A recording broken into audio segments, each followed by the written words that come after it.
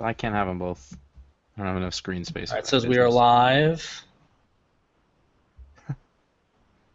We're like Is it 10 years working? younger in that cartoon of us. Much less haggard. All right. I finally achieved the Aquaman beard of despair that Connor had when he was 19. All right. The video is streaming and it's on the site. It should be working okay for I everybody. can see it. I can't. I don't know if they can hear us or not. Let's see. I'm sure the chat people will let you know. What a piecemeal. It's just, every single time it's like this. Every single time, you two. Ryan says he can hear us. Mm, Don't you have jobs? I'm gonna get a beer.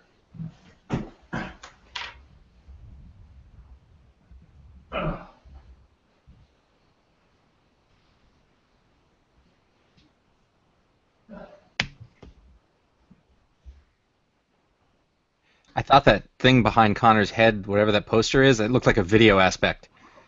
A video aspect. Like it looks like when you Oh, used to yeah, watch like- Scrambled Cable, but it looks Yeah. like it's just the top part. Yeah. Can you tilt your camera up or move back or something? Not you're really. you're We've cutting been off through your. this. I know, What? but there's not. I don't have a good. It's a high table. You see, and I could back up, but then I can't. I'm in the dark. Well, just I think you gotta lean all. You're like leaned all the way in. You just give it a little breathing room. There's no. Just. God, your murder room is just truly. Oh, it took that long. Yeah. Hey, do me a favor, Josh.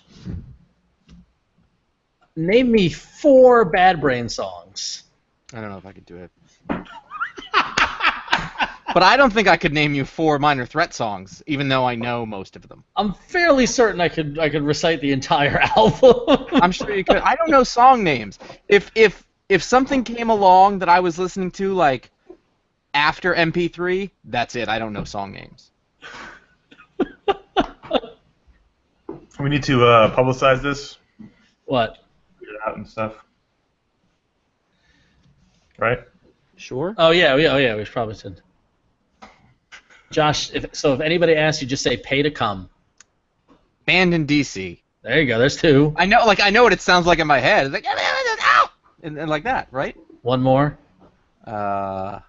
Oh, the Honestly, best one. I don't know names. Attitude. Okay.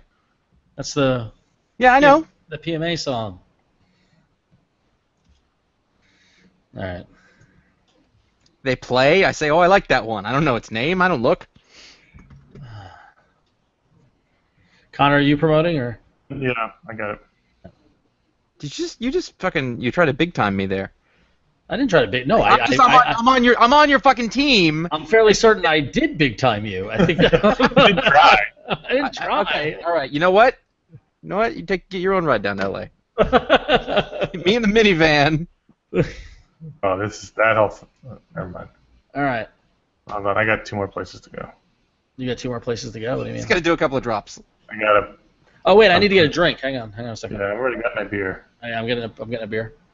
I'll be right back. Josh, where's your beer?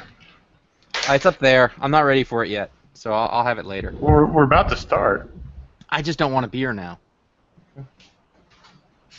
In the middle of the show, you're gonna get up and leave.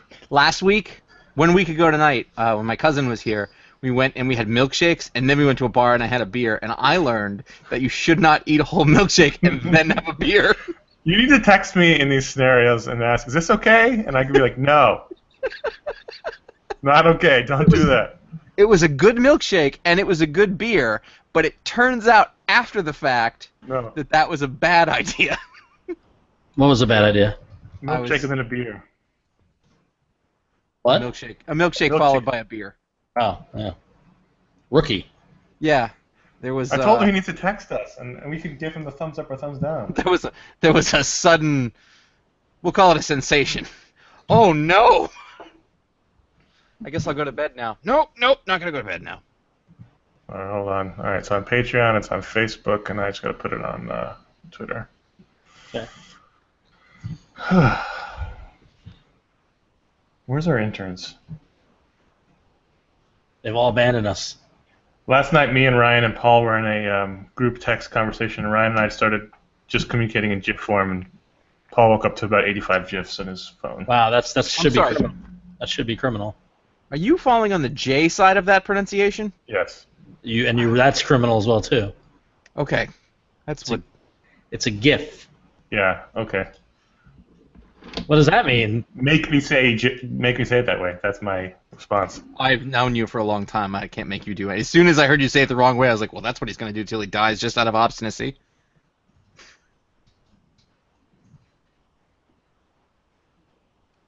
Make me use an emoticon. Won't do it. No, not emoticon. What's the other one? The ones that the kids use? Emoji. That's the one.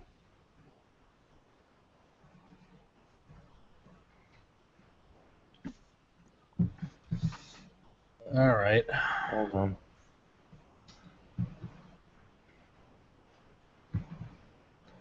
I guess I should retweet this, huh?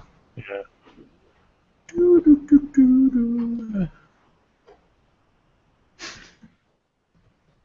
What a happy little ditty that is. I don't have proper beer glasses here in the office.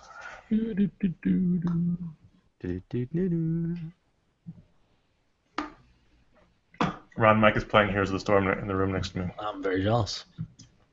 He's killing time. All right. Boom. Don't need this. Don't need this. Oh, so for the patron thank you part, which we have not yet done. Yes, we're gonna start it this week. Are we gonna? Have to I signed and named each one of us, and then one group name. Does that work for you guys, or do you want to just do them all as a group? We're doing it at the end. Yeah. Oh, we're gonna make them wait for it, huh? Mm-hmm. Oh, yeah, no, we'll sign them. Yeah, we'll sign them. Yeah, That's I fine. signed one each person and one as a group, Yeah. Okay. just so we're not haggling over everyone. More work. More work? Um. Yeah, I do like the Star Wars Minute approach of admittedly they thanked everybody, but Pete just read them, which is good because it goes by quickly. But then there's opportunity to talk about them, which you want to avoid. So The angry emails. no, the names. Hmm. Ooh. Are we doing the thing for these people as well too, or no? Yeah, if they're on the show, then they're getting a Oh, okay, so we're doing it for all of them. I thought we were going to do it just for a different level or not. No. Okay. Okay. Just thought I met Stan Lee by now. All right. Well, I'm ready to go when you are. I'm ready to go. And we're going to pray this is recording. Did you guys like? I can do a retweet backup system recording just in case. That couldn't hurt. All right. That definitely couldn't hurt. We got a bunch of patrons in the chat room. That's nice. I would hope so. There's 63 people watching currently. All right, I guess say when. All right, I'm gonna close the door. When? Shut the door, close it. So Connor, there's also a chat in YouTube. Do you care about? Never always ignore the comments in YouTube. Are All there right. comments on YouTube? Yeah, if you go to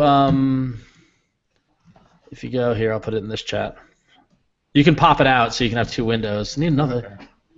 I'm out of screen space. I'm a 13-incher here. Yeah. I've got two screens going. Did you get it in the group chat? There's a group chat? Yeah. Where's the group chat? In the Hangouts. I only have you and me. Just click the little. No. In the Hangout screen. Oh, this is just great television. Hover over the left side, and the first one is chat. Oh, there it is. Yeah. I gotta close the. I gotta close my toolbox. Is the problem here. My toolbox. Well, if you click on the chat, it'll take over the toolbox. Yeah, I got it. Well, there you go. If you what? What? It's okay. We got it worked More out. work? It doesn't. It's fine. How do you pop it out? On YouTube? Yeah. If you Pop out chat. I found it. Yeah, hit the hamburger menu, then pop out chat. Yeah, there you go. Close this window. That made sense right up until you said hamburger menu, and I thought That's the industry term for it. Add moderators. What's your write something in the chat room, Connor? In the YouTube one? Yeah, in the YouTube one. I'm not doing that. All right, hang on. I'm making you a moderator. All right. There you go. Well, Okay, two cool. Chat rooms. All right, this is truly testing Connor's authoritarian skills. I'll close this in a second. All right, so I'm fairly certain. Hang on, I just want to go back to YouTube. And,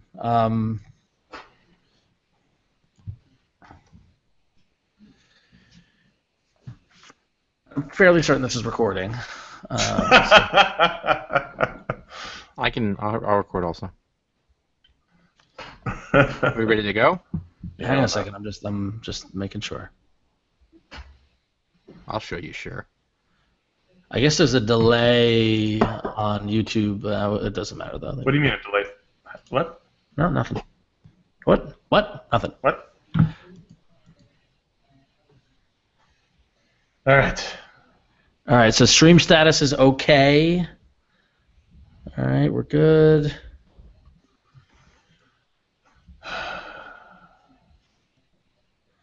Live dashboard, we're good.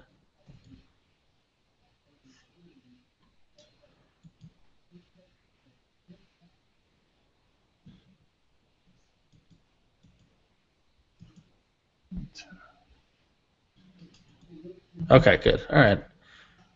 Let's just call this off. Yeah, we're just going to wrap this up now. Thanks, everybody. Thanks, everyone. All right, hang on. Here I am. All right, so automatically make archive unlisted once stream is ended. Good. Okay, cool. Ooh, we could have made this 360 video if I had one of those cameras that I could, but no. Next time. Can we do a VR one? Yeah, that's the next time we'll do that. So okay, all right. Let's just fucking do this. All right. Let's use the group chat from amongst ourselves if we need to. Yeah. Yeah. Okay. Let me turn off this phone. All right. I don't actually know which one of you did that. I assume it's you. Which?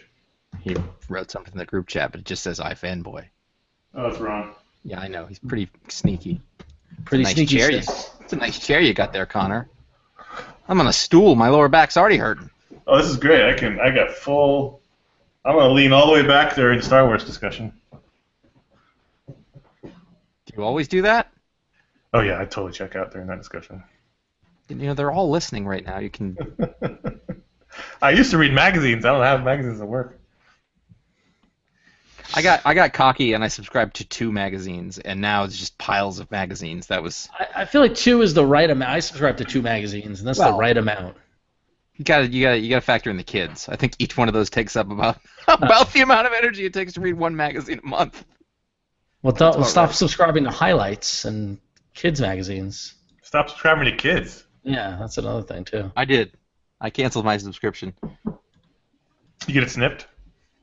Oh, We're on Connor. a thing here. Jesus, Connor. We're on a. It's a soon. Oh, is this live? Okay. All right, I'm ready. All right. I'm ready. Josh, record on your end just to back I up. am. Oh, I'm doing this. Yeah. It's your lower third says I got this. I forgot that I forgot that I signed myself the open. Hold on. Ron's clearly doesn't, and mine also does. It's run amok. That's what it has. Yeah, I'm almost tired of it. Almost. Here we go. You guys ready? Mm-hmm. Ready as I'll ever be. I'm not tired of thinking about this. Short intro in 3, 2. This is the iFanboy Pick of the Week podcast, episode 550, brought to you by iFanboy listeners just like you, and we're live. Hey. The chat room thinks you're a Met fan, Josh. Not. He's just doing that for Ron's sake. All right, ready? I'm being supportive of a Mets fan. Well, he's possibly one of the greatest mustaches of all time. Let's be honest. Really like Keith Urban, and also I don't know if you notice, it's sort of a subtle mustache. I might make it grow as the night goes on. I don't think it's subtle. 3, 2. Hello, welcome to the iFanboy Pick of the Week podcast, episode 550. My name is Connor Kilpatrick. I'm here with Ron Richards. Hello, we are live. We're live. Yeah. Apparently, we're live. We are live. We are not live to you listening at home, but we're live right now, recording, streaming this, our 550th episode. And let's read the script. Here's a question, though, before you read the script. Yeah. As part of our recent launch on Patreon to move our subscribers over to that, we've promised things, and one of the things we promised was a monthly hangout. Does this count as that for this month? We haven't hit that level, did we? Yeah, we hit that level early. Yeah. Was I on vacation? Yeah, you were on vacation, yes. All right, so we have to figure that out. I think this counts. This counts. This is our, what month is it? August hangout? August, yeah. So this is our August patron hangout, but we're also making it for everybody because it's the 550th. Yeah. So September will be patrons only. Wow, we have a lot of scheduling to do. Okay. A lot of scheduling. Let's figure that out next week. I've got a beer. Ron's got a beer. Josh's beer is upstairs for some reason. And we're iFanboy. We like comics. If we read a bunch of comics, one of us picks the best book they read. We call it the pick of the week. And normally we talk about other books and do some listener mail and other topics of interest. This is our 550th episode on the 50s. On the zeros and the 50s, we like to do an all-listener email show in lieu of the normal format. So this is your first time listening or watching. This is not our normal format, so we apologize. On the ones and twos, on the 50s and the hundreds. So what we're going to do is do the pick of the week.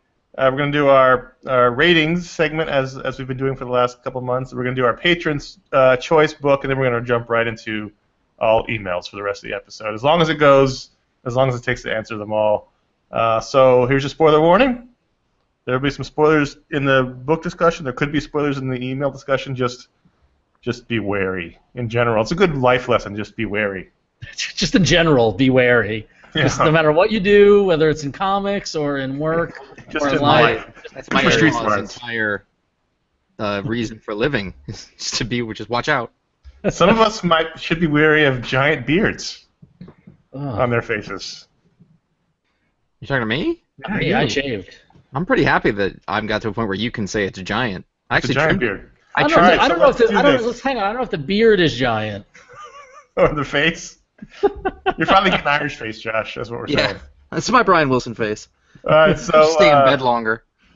This week, Ron had the pick, and I'm going to use this opportunity to get a second beer. I'm very jealous of that second beer. So, so pick of the week this week goes to Star Wars number 22, which was written by the Eisner Award-winning best writer Jason Aaron, with art by Jorge Molina, colors by Matt Milla, and letters by the always talented Joe Caramagna.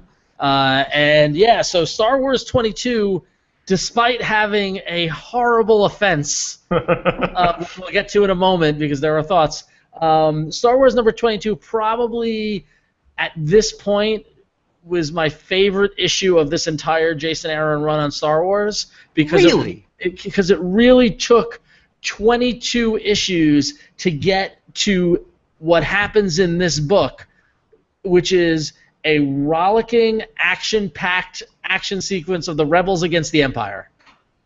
Up to this point, there's been a little skirmish here, a little skirmish there. There's been the whole Han Solo's wife thing. They got separated. Luke went off to Narshada and all this sort of stuff. But here, what we get action. This book just opens up with a great double-page spread of the Falcon and X-wings and TIE fighters and a Star Destroyer, and from page 1 to page 18 these days, 20. 6 pages. It's going to be an email about that. 6. Yeah, basically, it's going to be the 4 pages of comics we got out of this. No, actually, there's a lot. It's singular action that involves everybody. Although the droids were C-3PO was curiously not present.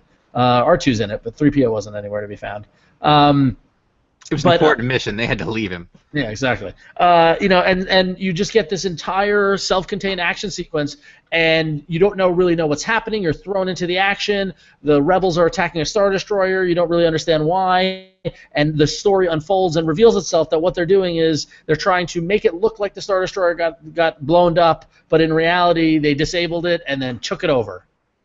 And so they've stolen a Star Destroyer. And by the end of this issue, I was like, all right, well, where's it going to go from here? And that's exactly what you want from this kind of series. And it was just great to see this issue just totally pay off on the potential of what you could do with a Star Wars book, which is what we want to see, which is Luke and Leia and Han off fighting the Empire, which is, almost perfect.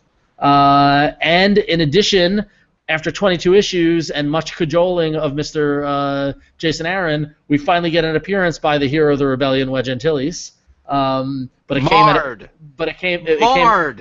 at a very, very heavy price. A dear cost, yes. Yeah. So, and that cost is so what happens is that the Falcon shoots some torpedoes at the Star Destroyer, blowing a hole in the back of it. And then one by one, the X-Wing fighters are trying to take a shot at it to disable the reactor. And so Luke says so Wedge is flying closer to it, and he says he's switching to his targeting computer. And over the comm, somebody, I'm guessing it's Luke, says, "You've got this, Wedge." Could you groan? I groaned a lot. In fact, I think I stopped everything and sent I took a snapshot of the panel and sent it to you guys. I said, "Oh no."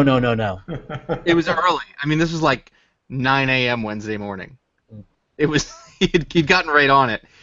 It was literally the first book I read. It was because I was excited because I was like, because first off, look at that cover. The cover is just like, I mean, and Josh, am I wrong? I mean, I know Connor's not reading this, but Josh, am I wrong? Did this not have, aside from Wedge, You've Got This? Mm-hmm. Did this issue not have everything you want out of a Star Wars comic? It was a good, fun issue, and I really like it when they do these dogfighty type issues. It was a good time. Wedge, I mean, the fact is, we were told point blank, don't hold your breath for Wedge. Directly, we were told by Mr. Jason. Yeah. Almost as a personal affront. Yeah. So to see the hero of the rebellion finally, and he got his moment. Wedge, obviously Wedge got the job done. Right. They're like, Wedge, here's the job. You're not gonna be like, did he do it? Wedge Antilles, hero of the rebellion. Of course he did it. Yeah. And so even a person who writes this book who claims to have no affection for Wedge Antilles can't even deny that that's your go-to guy. Yes, he's the hero of the rebellion. I mean, that's what it is. Obviously. Which further, he doesn't say I got this, and he doesn't say you got this. It is a grammatically correct assessment. True. That is a good point. That he does use the "got this" in a grammatically correct "you've got this." You've got this. And also, I think it's worth noting and defending that. It's someone else saying, Wedge, you've got this. It's not Wedge saying, I got this. Wedge isn't going to say that. It's a bad phrase. Wedge is better than that. It's a waste of time, and he's efficient. Now, that said, Luke, on the other hand, whiny baby Luke, Wormy is going to say... A lot of Wormy left over at this point. A whole lot of Wormy. Uh-huh. So Wormy is going to say it as much as he can, because he's really telling himself as much as he's telling Wedge. Also, he's desperate to fit in, so he's trying to use, slang and hipster talk to try to fit in with all the other rebels because he's not sure. And I mean, I don't know if I see here on Wedge's face what I see is just a droll acceptance. Like, are you done? I have work to accomplish. That's a very, very good point. It's a very good point. And so, furthermore, given Mr. Jason Aaron's lack of interest in the character of Wedge Antilles, the hero of the rebellion, the fact that he made the appearance, we have to mark as a victory. But I gotta believe that you've got this is a direct, as you put it, a direct kick to the balls. I think it might be. I'm going to skirt on past that, and I'm going to make a couple of random compliments about this issue. At first, I was like, I don't know how I feel about Jorge Molina on this, and now as I flip through it, I was like, I'm wrong. He's great.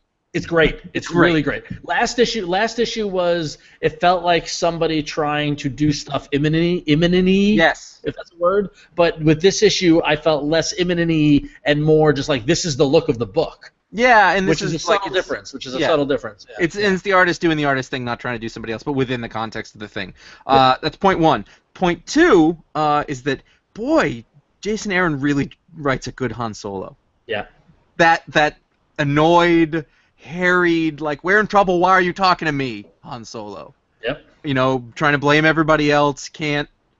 He's chewing his he's chewing his teeth. He's mad. Yep. He does it really well, and he always has. But in this one, it really was over the top, fantastic. And I would really also like to credit both Jason Aaron and Jorge Molina for some fantastic Imperial officers. I was gonna say, including one not only with an eye patch but also a pencil-thin Clark Gable mustache, which really is just a fantastic look. And you get another Imperial officer with a nice bushy John Ratzenberger 70s mustache. Yeah. Yeah. I just like that you can look at those guys and go, well, they're the bad guys. Yeah. There's no question about that. Not only they're the bad guys, but they're Imperials. And and listen, as someone whose nickname in high school was Imperial Officer, I get it. They're sideburns. Wait, whoa, let's examine that. Have we never heard that? Yeah, how have we known each other for this long and not known that? No, it was for a little while. There was somebody who liked to call me an Imperial. I said I looked like an Imperial officer. The person insulting you was a huge nerd, by the way. Well, yes. Because if we're thinking about time frame here, I mean, you'd have to be into deep nerd. So, but this issue was just great. So if you remember, the last issue was the first issue of the arc, and we got introduced to that badass Stormtrooper squadron, and now we see what the Rebels are doing. So, obviously they're going to run right into this badass Stormtrooper squadron, and I just can't wait. Just bravo, Jason Aaron, bravo, Jorge Molina. It's great to see Wedge in the book. I'm looking forward to seeing more Wedge. With a performance like that, I don't understand how you would. I mean, just tactically, it's a bad idea to not include him. It's nice to see Han Solo and Chewie and Luke and all that stuff. But I mean, really, this is Wedge's book. Tell you something. From a storytelling, dramatic point of view, you don't want him there. Right. Oh, good point. He's really competent. You know what to expect. He's steady as the day is long. He gets the job done. Yeah, it doesn't make for very good drama. Not only does he get the job done, he also knows when it's time to leave. And not come back for the sequel. Sorry. You can see him flying away here. There's a panel of his X-Wing. I'm out of here. What I love the look on Wedge's. See, now we're just talking about the movie, but I love the look on his face as he's pulling the X-Wing away, and he just, sorry. He's sorry. He really is sorry. Yeah. But it's better to be able to fight another day. So, Ron, was it because of your sideburns? Yes. It took that long to figure that out, Connor? No, the chat room figured it out. Yes. I thought it was the SS-like uniform you would wear to school every day. The job purse and the boots. He would take all the insignias off, but it was still uncomfortable. All right. So anyway, so pick of the week, Star Wars 22. Good job. We covered pick of the week. I got this corner and Star Wars corner all in one. Wow, nice that work. is efficient. And had this been the patrons' pick, it would have been the quadrangle. That was Wedge-like. I just realized we don't have any timer going on this show. The normal way I time the show is no longer in use. So we should mark now. Okay, now. Got it. Now. Wait, is this now? Or, yeah. We're actually pretty close to being on time. We're bang on. So let's move on quickly now to our ratings segment. Ratings. Ooh, this is live ratings. People can see us doing ratings live. So we talk about the DC Rebirth books. We're giving them all ratings. We're ripping off Mike and Tommy Eat Snacks, our very good friends over at Mike and Tommy Eat Snacks. This is an homage. This is an homage. Yeah. As we've been doing for years, homaging them. We're calling it an homage. So where we pick a comic, read a comic, rate a comic on a 5-point scale. Blue Beetle Rebirth, #1, written by Keith Giffen, art by Scott Collins, who we all are big fans of. And Giffen and Collins plotted the book together. And this is a team-up book with not the original Blue Beetle, but the classic Blue Beetle, Ted Kord, and Jaime Reyes, the new, young, hip Blue Beetle. So this is the merging of the two, basically. Yes. In a way. Yeah.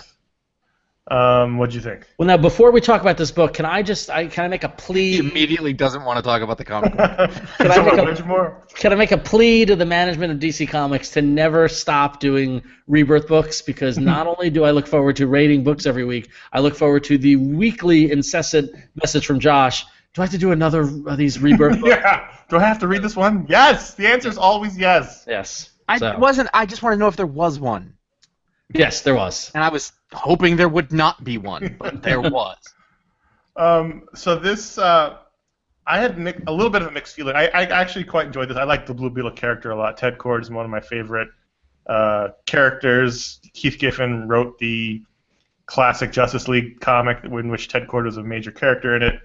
I enjoyed this, although it's part of the trend of having the hero have someone in his ear the whole time. Oh, this is the CWification of the DC heroes. Yeah. Yeah. And I don't necessarily like that. I know that, Josh, you used to hate the first-person monologue. Yeah, it feels like they've replaced that with the angel in your ear. Yeah, they replaced it with Guy back at the headquarters talking to you while you're fighting, and it's fine, but it's not fine when every hero has it.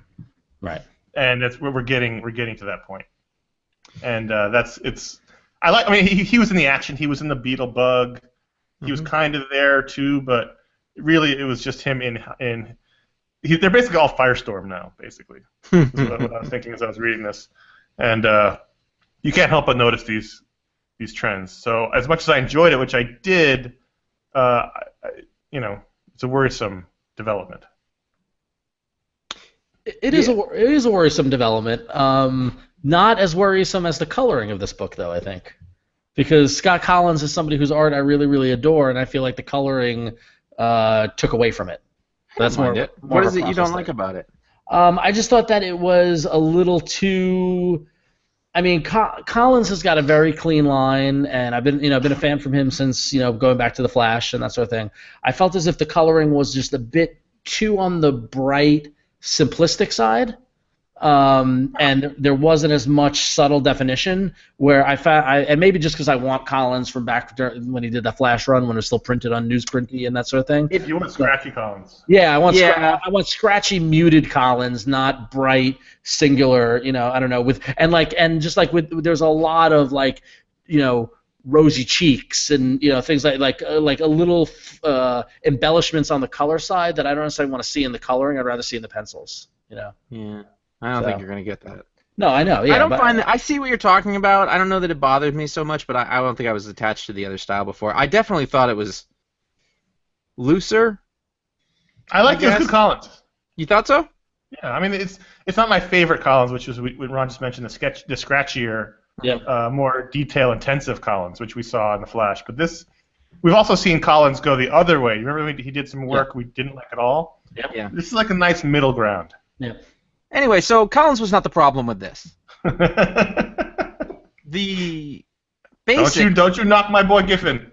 Well, he's just doing vaudeville, Josh. If you're going to pick a character to represent the Latin American experience named Jaime Reyes, the last person on Earth who should be scripting him is Keith Giffen.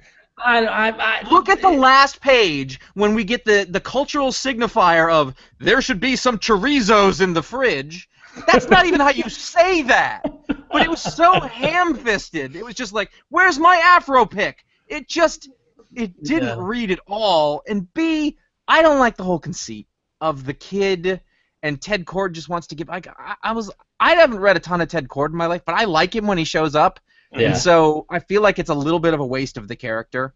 And then the fact is, the other time, Reyes doesn't even want the thing, so it's like less fun. Yeah. Well, that's always been his thing. Is so. I know, but that's been going on a long time. The old version was this alien technology was attached to him and he couldn't get it off. Now this one, with I forgot to mention my favorite moment of the book, the awesome appearance by Dr. Fate. Yes, that was the best part. I always love when Dr. Fate shows up, and this appears to be at least looks like Kent Nelson Dr. Fate, and not the hipster Brooklyn Dr. Fate from the last series. Shows up to say actually the Scarab is magical. So that's a new twist on Blue Beetle. Now again, you're right. He still doesn't want it on his back, but and it made that conflict a little. And I agree with you, Josh. It was a little more magnified than it should have been. Yeah. Like it was like he was too reluctant. Yeah. And I get not wanting to do this or whatever, but I did, as I'm reading it, I'm like, oh God, I want to read about somebody who doesn't want to do, Look how much Ted Cord wants to do it. Let him do it. Yeah. Let him be old and try to do it and be shitty at it. Yeah. Make him Latino. I don't care. I just want that attitude in that guy, to do it. And he's in his T-shirt. It's tucked in, which is hilarious. By the way, there is leftover chorizo. Not there are leftover chorizos. Oh, come on.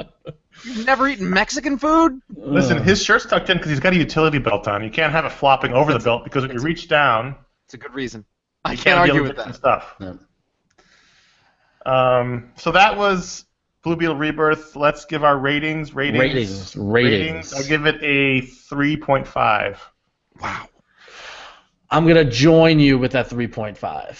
I am going to knock 1 point off of that and say 2.5. Wow. Is it for the chorizos? That really did bug me, and it was right at the end. But you know what? It makes me think of chorizos and eggs from Midnight Run, and I get happy. Chorizo is a wonderful thing. I mean, that's why you don't screw with it. Chorizo is so good. I have no science or chorizos to put to this, but I feel like the trend with the I feel like the no mas. I feel like the trend with these Rebirth books, we haven't had one over a 4 in a while.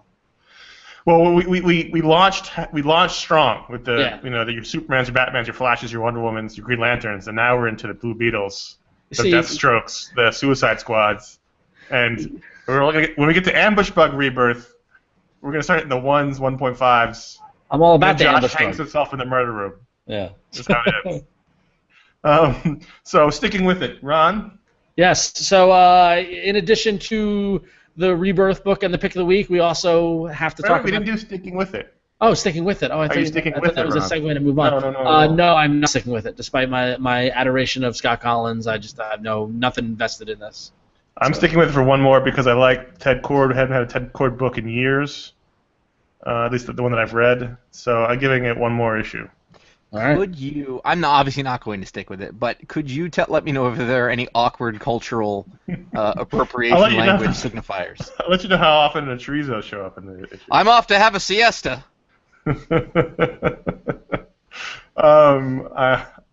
was going to really make a bad joke. Let's move on to the Patriots' Choice. Ron, explain what that is. Yeah, so every week our supporting patrons who go to patreon.com/iFanboy and choose to support iFanboy in a monetary way. Every Wednesday they are able to vote on a comic book that was released this week. It has to be a comic book issue, and the comic book that gets the most amount of votes we will read and discuss here. And it even, because the patrons picked it, it makes the cut on a special episode like this.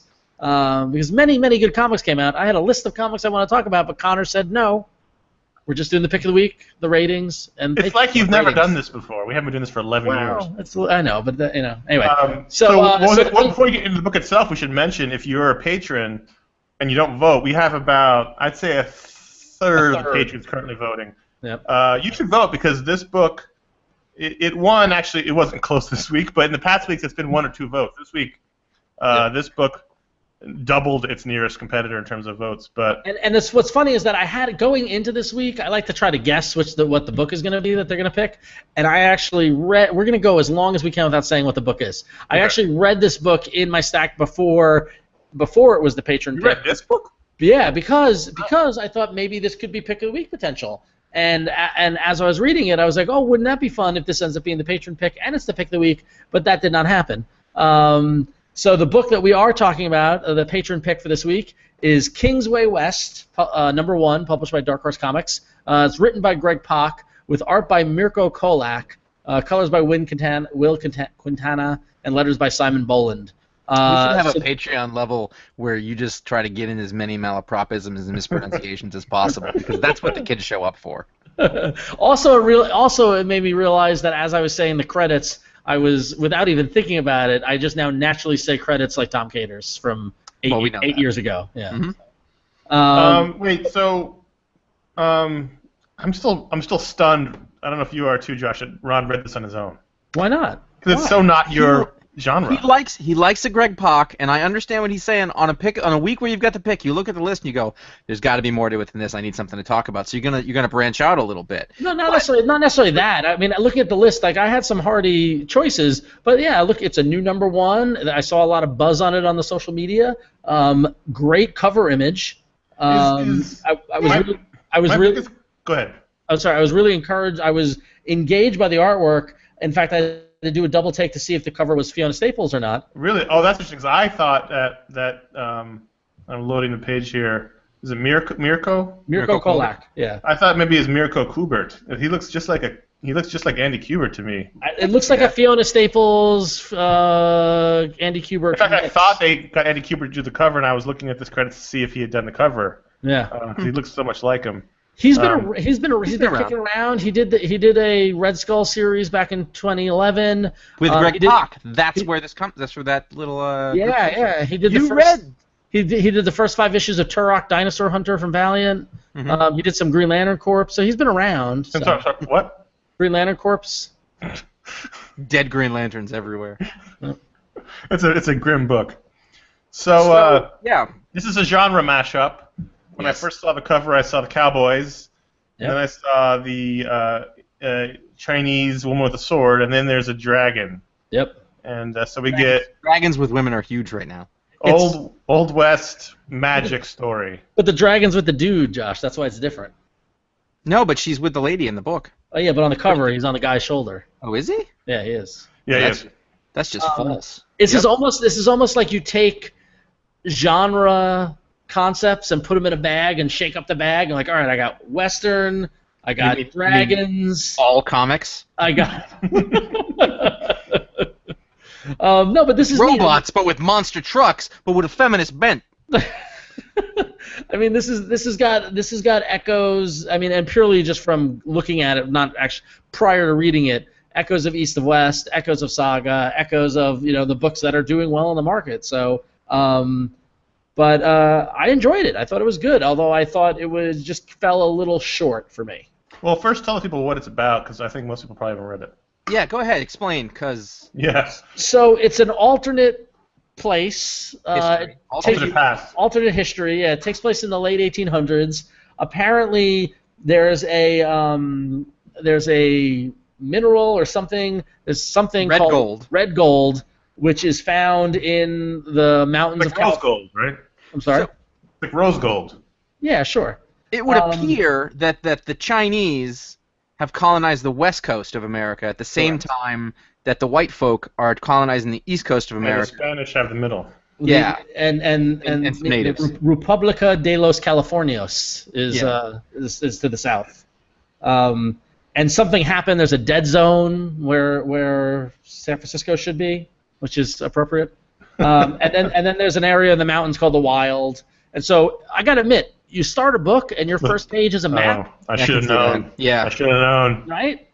A map. Give me a map, and that's a good move. It's a good move. Yeah. And so we're introduced to this world where this red gold exists and people are lusting after it. And then we're introduced to this guy by the name of Kingsway Law, and we get some time jumps, and we see something happens, and years later, then there's the woman with the dragon, and basically he's getting this Kingsway guy's getting dragged back into it, reluctant hero type story. Just when he was out. Just you pull him back in. Pulled him back in. Yep. I think it was well set up. I think it was pretty good world building. I think he tried to do a lot in the first issue. Yeah, it was really great. In that way, it was very efficient, but I think that it failed to draw me in a little on a character basis because you didn't have time to get to know anybody to really be upset about their loss. Right. I was going to say, I agree with you, because basically after reading this, I like the universe it's in. I'm curious about it, so that scratches one thing. You got me, curious. Secondly, though, I didn't get any hooks dragged into me. I didn't get any, there was nobody who were like, all right, I want to see what happens to this person. Literally, the only thing is, I think Greg Pak is a good writer, and I think that the art looked really good, and it's a pretty good concept. That's what gets me to come back, not the issue. Yeah. I even thought there was some storytelling problems where I couldn't follow the action appropriately. especially in the beginning when he shoots the guys. But I didn't realize he had shot the guys. Yeah, I did. All of a I sudden, did they have were to- just on the ground. I did go back and read a couple of sequences over. I agree with you, Connor, because When of he that. Like you when don't know he what's was going shot, on. Yeah. actually, was Yeah. the one that wasn't clear to me. Yeah. This is the second genre mashup book I read this week. Lake of Fire from Image was the other one. Yeah.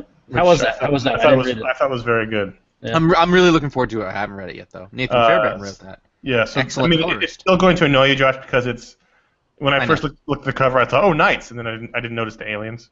Uh-huh. Knights versus I know. aliens. At least It there goes are along- at least there are no demons. There will be. Well, but this was okay. I agree with you. I think the draw of Greg Pak is what is the strong suit here, and it's not necessarily the work itself. Yeah. But I like this kind of alternate history stuff, so maybe I will read another one. I don't know. Yeah, this is You know what? It's one of those things like if you took the dragon out, you took out the everything else, then it's basically Lazarus 150 years prior. Right. But it's interesting like that, and to me that's enough.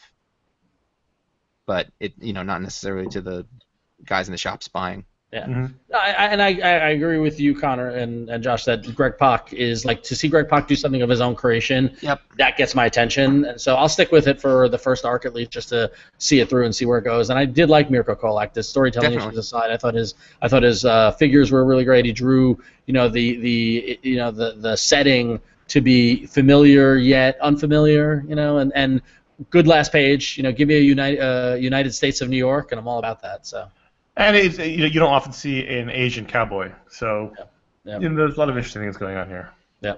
So, all right. So that was the patron pick, and if you want to get in on the action and vote for a book, you can, and you can do that by supporting iFanboy. Go to ifanboy.com/support, and there are all the different ways that you can help support iFanboy. The aforementioned patron pick can occur by becoming a recurring patron of iFanboy by going to patreon.com/ifanboy or following the link over at ifanboy.com/support. There you can choose a monetary number that you would like to pay us on a monthly basis. We only charge you monthly. We don't charge you per episode. We just You also accept chorizos. Yes, we do it. Well, hang on. But you for as little as $3. You've reached the chorizo level. Chorizo level. As little as $3 a month, you can become a iFanboy patron, and we've already unlocked a bunch of goals. We're within striking distance of our next goal, which is going to be to start putting out more iFanboy T-shirts. So we thank everybody for the support. Our patrons are the best. We're doing great there, so we want to thank everybody for that. If you don't want to pay, if you don't want to go through Patreon or you don't want to do a recurring payment, you can do a one-time donation. You go to ifanboy.com/support. There's a link there to donate to us via PayPal. We thank everybody who's done that. And finally, if you don't want to give us any money directly, but you need batteries, you can go to Amazon.com and you can buy the batteries, and then Amazon will pay us for the batteries you bought. I know it sounds strange, Not but it fully. works. Not fully. Only a percentage, but those percentages add up. It's kind of like every transaction, there's a half of a cent. Anyway, but We are rolling in battery money. exactly. That's what he's getting at. So go to ifanboy.com/support, click on the Amazon banner, and do your shopping at Amazon. Buy your whatever people buy at Amazon these days, and help buy your batteries. You want to get some good D cells. If you got any toy, do they make D cells anymore? Remember they were But enormous. they're rare. Yeah. Have I told you my problem with toys today? No. All the battery containers have a screw now. Yes. Every single one. Yep. I'm saying I lived through my childhood. I made it without that. Come on. Someone asked us recently why we don't pre-record the ad read. It's because gold like this comes out of the live read. Exactly. Gold. Audio gold. Audio gold. So go to ifanboy.com/support to help the gold to be continued to be mined. There you go. All right, so as we had mentioned at the top of the show, this is not a normal episode. Normally we continue to talk about the books of the week, but now we're going to jump right into the email segment. And so on last week's show, we put the call out for people to write in emails for this show specifically, but we also, there's some peppered in some older ones as well. We have, I think at this point, 300 unanswered emails in our box. So we're trying to chip away. So basically, we're not getting anywhere with this, but No. So there's new emails in here. There's some old ones, so there may be maybe some old issues referenced. That's why you might hear that. But we'll start with Nick P, who lives in Luxembourg but is from Newport Beach, California. And Nick P says, I started buying weekly issues with the launch of DC's Rebirth. While I have been a comic book fan since the 1980s, I mostly had random issues, and then later I read a lot of stories and trades. I love being a weekly reader. I read my books digitally as there are no good LCSs where I live. I use Comixology and subscribe to all the series I read, and I pick up some random issues when I want to try new things. However, on the Comixology app, I pay full price for the comics. While this is understandable, my friend who has started reading with DC's Rebirth has a great local store where he gets 30 to 40% discount on the cover price of brand new issues because he maintains a pull list. Also, back issues there are more than 1 week old are $1. I understand that he probably just has a great shop and not all retailers do this, but I can't help but wonder that if a store can do this, isn't there a way to bring down the price of digital comics at all? I know that there is still work to make. This is like 10 years on. We're still having this conversation. I know there's work to make the comics available digitally. I also know that Amazon is taking a cut of the purchases as well, but I can't help but feel that there should be more aggressive on the pricing. You have said in the past that the digital readers don't really cut into retailer sales because the market is different. Why can't I get my digital comics cheaper or at least get bigger discounts on back issues? Ron, do you know anything about this? I know far more than I want. Okay, so do you want comics business lessons again? All right. Comics business with Ron Richards. Comic business. They cannot price the new releases of digital comics to be lower than the cover price because that freaks out the retailers. Is that like a non-verbal agreement? Is that like a gentleman's agreement, basically? Pretty much, yeah. So pretty that, much. so It's that not so much a gentleman's revolt. agreement as a mafia-like strong arm. Yeah. Well, of men who hold a very niche market. Right. Right, but when we, as we all recall from working at Graphically, that we know that one comic company that wanted to sell their books cheaper digitally, and the stores called and said, "You do this, we will stop ordering your books." Exactly. That's not a gentleman's agreement. That's a threat. Yeah. So that is real. That is real. That happens. Now, your friend's comic book store is absolutely correct. I'm sure your friend isn't lying to you, but I'm not surprised to hear your friend's comic book store is discounting the single issues because, like, my comic store in San Francisco that I shopped at for years did the same thing because it's the value you get as a recurring customer. It keeps you coming in, and what they're hoping is that every week you buy your issues. And just honestly, for a comics retailer, the way that business works is that as long as they sell X amount of inventory, they stay in business. So they want to get those subscriptions to have those guaranteed things. They can discount them because they have some leeway. The retailers aren't paying full cover price. They're paying it's a variable discount based on how much volume they buy from Diamond, but it could be anywhere from 30% off cover price to 55 to 57% off cover price. So the retailers have some wiggle room on how much money they make from it, so they use the discount as a way to get you come in because they hope that you'll buy that Absolute or that hardcover or that trade. If they're moving more volume because of that discount, the books are cheaper to them, and ultimately they might actually make more money from it. Right, exactly. So that is why digital comics will never be discounted, and it's just never.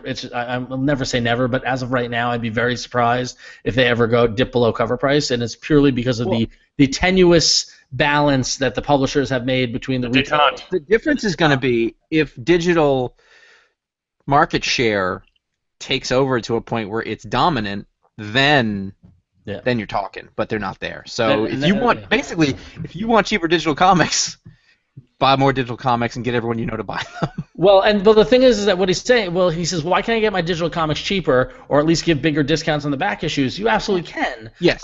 You've got several options there now. For back issues, back issues, yeah. If you're a Marvel fan, you can go and sign up for the Marvel Digital Unlimited app, which is, I believe, comics that are 6 months or older, and it's basically like Netflix where you just pay a monthly fee and you can read whatever you want. So there you go. And then Comixology recently launched their unlimited product, which has got a bunch of different publishers. I don't think DC has done this yet. No, they haven't. Has gotten into this business. Maybe they will. Who knows? But you do have options to get digital comics cheaper than cover price that way if you don't mind waiting for them. So. Yep. All right, let's go to the next one. Next one. All right. I'll do it. All right, fine. You do it. You do it. I was trying to be helpful. Eric F. says, I got back into comics in college from getting into the late 90s wave of alternative comics artists. Then through that to the Vertigo books before retrying mainstream books. I imagine this wasn't your scene since it hardly ever comes up but I wanted a quick opinion on your work of the following authors. Dan. Well, before you go into the list, passing some judgment on us, Erica. Yeah. Yeah. I think we're a little foot in all those worlds. Yeah. Dan Clowes, Peter Bagg, Seth, Charles Burns, Jason, the Hernandez brothers, Chester Brown, and Adrian Tamine. Well, so now the problem is that if you are a recent listener of this here audio show, we talk about the single issues that come out, and aside from Adrian Tomine in this list, maybe the Hernandez brothers. Depending on how you want to categorize the recent Love and Rockets releases, or Twilight Children. Well, Twilight Children too, yeah. But I'm thinking more of the Love and Rockets. I think Hernandez. Yeah. I think Love and Rockets, yeah. But aside from those, none of them are putting out single issues. They're really doing graphic novels or bigger books or things like that. That said, I'm a fan of at least 75% of this list. Dan Clowes is amazing. Yeah, we're Clowes fans. Peter Bagg, I don't know if I'm a fan of, but I've read I've read some stuff. I've read, like, a lot of these. I don't feel like I'm an expert on them, but I've definitely read something from all of them. Right. Yeah. Charles Burns, aside from Black Hole, I haven't read anything. But no. Oh my God, I'm totally lying. I bought, read, and enjoyed that trilogy he did of Tintin, like fucked up Tintin books. Yeah. They were amazing. So. The Hernandez brothers, I think Connor and I have sort of famously never been able to get into it. Chester Brown, I read his Hooker book, which is fascinating. Yeah. And I think we've all done our time with Adrian Tamine. We've all done our time with Adrian Tamine. It's so sad. But Adrian Tamine is great, and the recent Optic Nerve issues that have come out have been fantastic. I love Adrian Tamine. So. Yeah, I mean, I think you're right that it kind of doesn't fit into our format here. Yeah. This is our way to get butts into seats, I guess, a little bit. But when we do the video shows, we also used to talk about them on our video show, which was more evergreen stuff. This is a weekly roundup of the books that come out, and it's about mostly. We don't even really talk about digital all that often because it's more about the Wednesday grind, not the. So. The Wednesday grind. That's the way to promote it. No, that's kind of what it is. I know. And oh, by the way, and Hernandez brothers rule all. I mean, Love and Rockets love it. So there you go. All right, Ron, go on. All right. Next email. Sorry, I was distracted. Just had a disturbing moment in the YouTube chat. Whew. Shocking. Right. Shocking. I know. Yeah, but it was on top of it. So all right. So next email comes from Wes A. from Newport, Minnesota. Says, so this is a question I've been thinking about for literally the last 15 years. Why is Boba Fett so popular? I've been thinking about this, and he does nothing that's cool or badass. He stands around, steers his ship to follow the Millennium Falcon, walks around, complains to Vader, flies on his jetpack once, then gets knocked into the Sarlacc pit by a blind Han Solo. What is the appeal of this character? Why do Star Wars fans love him so much? Please help me. You know what? I don't know either of your takes on this answer, and I am interested to hear them. Connor? He's got a really great design, and he's this silent badass type that doesn't say or do much, and that's always appealed to people. We did not know anything about him. All he said was, what did he say? He said he's a few lines in Empire, no lines in Jedi, right? Yeah. He says something really cool in Empire, though. Yes. And he's also told by a badass dude, no disintegrations. He's no good to me dead. Yeah, and so he talks back to Vader. He's the only person to do that. Yeah. I think who isn't in the Rebels. Like, he talks back to Vader, and Vader's like, "You cool with me, bro?" Yeah. So that's something. That's not nothing.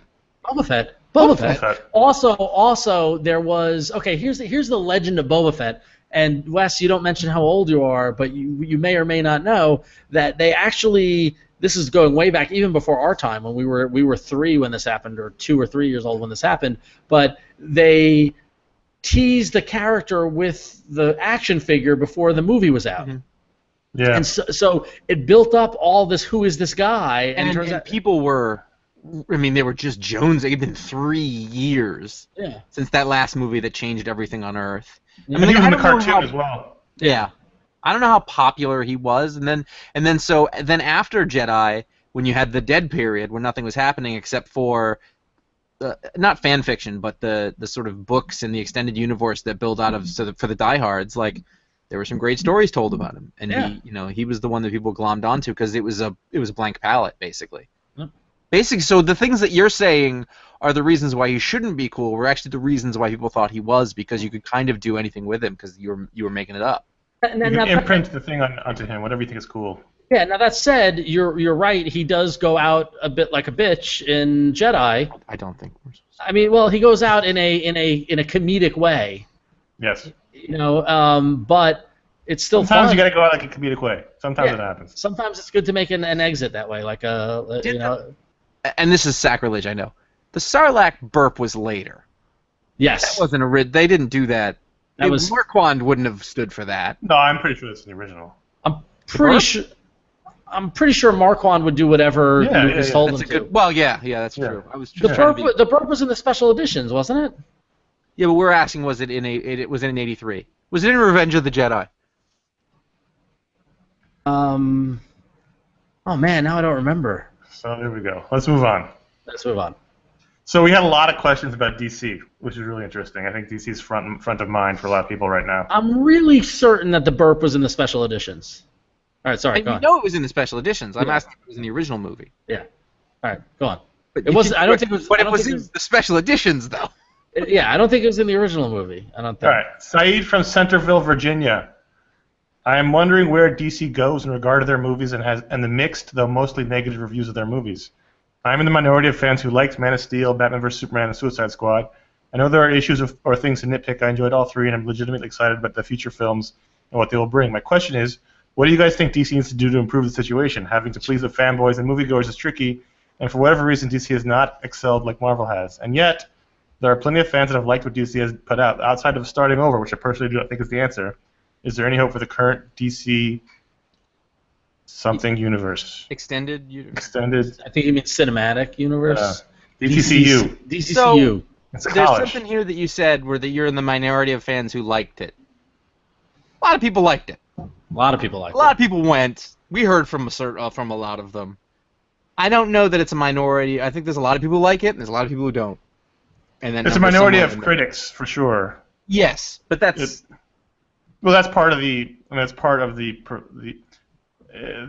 It's part of the perception of the film. Yes, that is the critical reaction. They aren't real beloved like the Marvel films are. Also, it's interesting. This is not necessarily just for this email, but in general, Marvel controls their films. Disney doesn't control the Marvel films, but DC doesn't control the DC films. It's Warner Brothers. Right. So people are always saying, "What does DC have?" It's not DC. It's No, just but DC Entertainment. you got Jeff involved. Jeff Johns. He's involved, but Yeah. But it's Marvel- more like, Marvel it's has like, what do you think about this? Well, I don't think you should do that. And Zack Snyder's like, all right, I'll take it under advisement. Yeah, no, Marvel has DC, complete autonomy, whereas DC doesn't have complete autonomy. DC, Warner Brothers and DC have given more control to the filmmakers than That's true. Marvel has. Basically what Marvel, Kevin Feige and whoever else is working with him, they're telling what the directors to do and they're executing that vision, whereas Warner Brothers is inviting people like, unfortunately, Zack Snyder, but also Christopher Nolan to come and execute their vision. And it's rough. So that's why they started that. Yeah.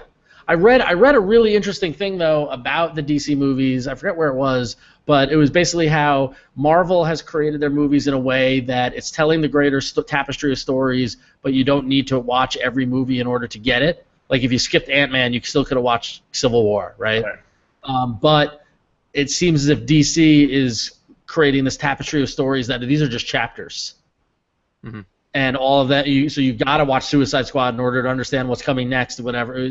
Say what you will, and who knows if they keep at that. But I don't know. To your question as to what can they do to right the ship, I think they're doing that. I think the reaction to Batman v Superman has, that pile of hot garbage. Zack Snyder has been. I think that's been heard. Who knows? We'll see. Like I said in the Suicide Squad podcast, I think it was probably too late to fix Suicide Squad, but hopefully, we're hearing rumblings of Wonder Woman having problems. Okay, right? So yeah. Look what's worked. If we go into Warner Brothers, we can look what's worked for them. Like Harry Potter worked for them very well, but those books were all the same. It was a singular voice and vision that came out of it. They had to work from. So even when they switched the director around, it was pretty clear what they were working with. DC, the source material's kind of all over the map, and without that creative committee, basically, like that Marvel has, just saying no, not that, this. They're trying to make each one its own thing. and I don't think they know what people want from that thing. Because I feel like they could say, let's do it like Marvel does, but they don't want to do that, and that's why they're missing. Because they're trying to be opposite of Marvel, so you get Superman destroys Metropolis multiple times over, and people are like, that made me feel bad. I don't know. So, one thing this is what happens when we do it live. We have someone in the YouTube chat room claiming that they are indeed writing the ship, and that he's working in post on Justice League for a VFX company. And so apparently we have someone who's saying that they are fixing Justice League and writing the ship. So Edward in the YouTube chat room. It depends on what they think writing the ship means. Yeah, I don't want to get Edward in trouble though. So, but yeah, interesting. Yeah, who knows? Yeah, I mean, writing the ship to me means making a movie that lives up to the cultural expectations of these characters and is pretty much universally enjoyed by fans and critics alike. Because that's what you've had. That's the bar that Marvel has set. They make good movies that appeal to the fans, but also appeal to the casual fans. I mean, it starts with it's that they have to do that, but also the main thing is they have to figure out Superman. Yeah. Because right now they've shown they've got no idea what Superman means, says, or does. Yeah. And he's the linchpin of the universe. If they don't get Superman, nothing's going to work. Yep. Let's go next.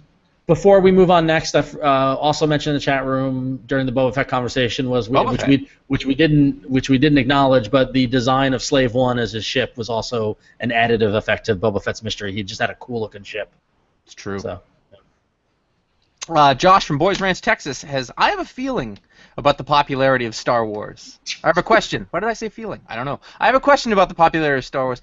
I, like you guys, there's a comma in there, have been a fan for what feels like my entire life, even the dark times between 1985 and 1995, when it wasn't cool to like Star Wars, referenced earlier. Now it seems like Star Wars is back in pop culture vogue, and everybody has jumped back on the bandwagon. To my joy and entertainment delight, Disney and Marvel had flooded the market with all things Star Wars.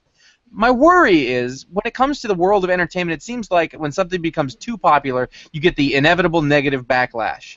Everyone's looking at me. So my question to you guys is, do you foresee a negative backlash against the popularity of Star Wars where it falls out of fashion, or is it a franchise that is big enough to transcend the doom that has crippled so many others? Is there going to be a Star Wars backlash? There is a Star Wars backlash, but now society is, like, culture is so sort of fractured. Where is the Star Wars backlash? I just think, like, in general, like... Not talk about yourself. No, I don't mean that. I just mean, culturally. Like, the people who like it are going to talk about it all the time, and the people who aren't have something else to... But that's not a backlash. I think there was a valid backlash. We lived through one. We lived through one after the prequels. That was a backlash. Yeah. That was a backlash. And it was deserved. Right. Like, I mean, basically, like, if the movies keep being good, that's all that matters. Right. That's the Marvel thing. We always said people have worried to say as long as the movies are good, they may not be as popular. It may reach a peak and slowly decline, but as long as the movies are good and they don't... Matrix to it. If they don't Matrix to it... Right. It'll be fine. And if they're not going to do more than one, maybe two a year. I mean, that's really the most you can do. Tell you what, though, like, they even get a couple of gimmies. Because, Right. like Marvel too. Marvel could have some shitty movies, like Marvel Studios ones, and people will be like, "All right, we'll just wait for the next one. It'll be okay." You know, I think Star Wars has one or two of those. If they do like two in a row, I think then you're in. I'm really worried about these young ... movies, young Han Solo, whatever. Oh, yeah, you should. It's gonna be a bad one. Yeah. Those are the ones I'm really worried about that could start trouble. But well, I think part of it is because coming out of the prequels, we want them to be good so badly, and so thankfully, The Force Awakens didn't suck. But by no means was it perfect. By no means was it Empire or Star Wars or even Jedi it ranks fourth in my rankings.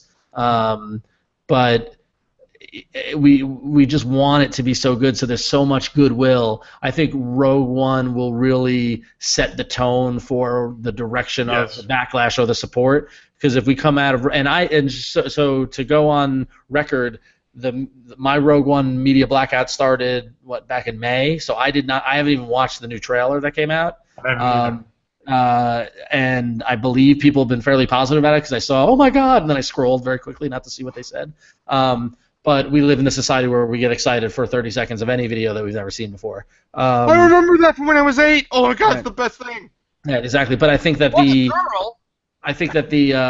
Rogue One will be will set the tone, I believe. So We'll see. But yeah, it's interesting. All right, next one. Robert H. from Kentucky. Will DC ever adapt Kingdom Come into animation? Also, what is the current status between DC and Mark Waid? 15 minutes thinking of question. I like how he throws it in at the end. Very, very efficient, bullet pointed. 15 minutes thinking of question. So. For the first question, ever is a long time. Maybe in 300 years they'll adapt Kingdom Come. I don't know. I mean, given the rate that they're going with these animated movies, whether or not anyone likes them or not appears. They're going to have to. Yeah, eventually they'll get to it. So. Well, the second question may inform that because it's a little chilly between DC and Mark Waid. Yeah, but I don't think. Does Dan DiDio still work at DC? Yes. Yeah. No Mark Waid. I don't think that that would affect them doing Kingdom Come or not. I don't think so. This is DC we're talking about. Yeah, because also again, this is Warner Brothers Animation, not DC. Yep. Exactly. But Kingdom thing is they try to make some approximation of the style of the comics when they make these films, and they can't do Alex Ross on screen, so they'd have to really change the way it looked, and I hope they do. I love that. It's one of my favorite stories. So. Yep. We'll see. All right, next question. For some reason, I keep getting. Oh no, I skipped one. Okay, good. I didn't get the business question. Next question is from Stuart S. from Chelmsford, England, who says, it's been 5 years since the standard superhero comic dropped from 22 to 20 pages, and I've been thinking ever since, how has this changed the pacing of comic storytelling? Have you noticed any perceivable differences, or has double shipping more than made up for those 2 lost pages a month? I don't know that those two things are related. They are not. Okay. Are there perceivable differences?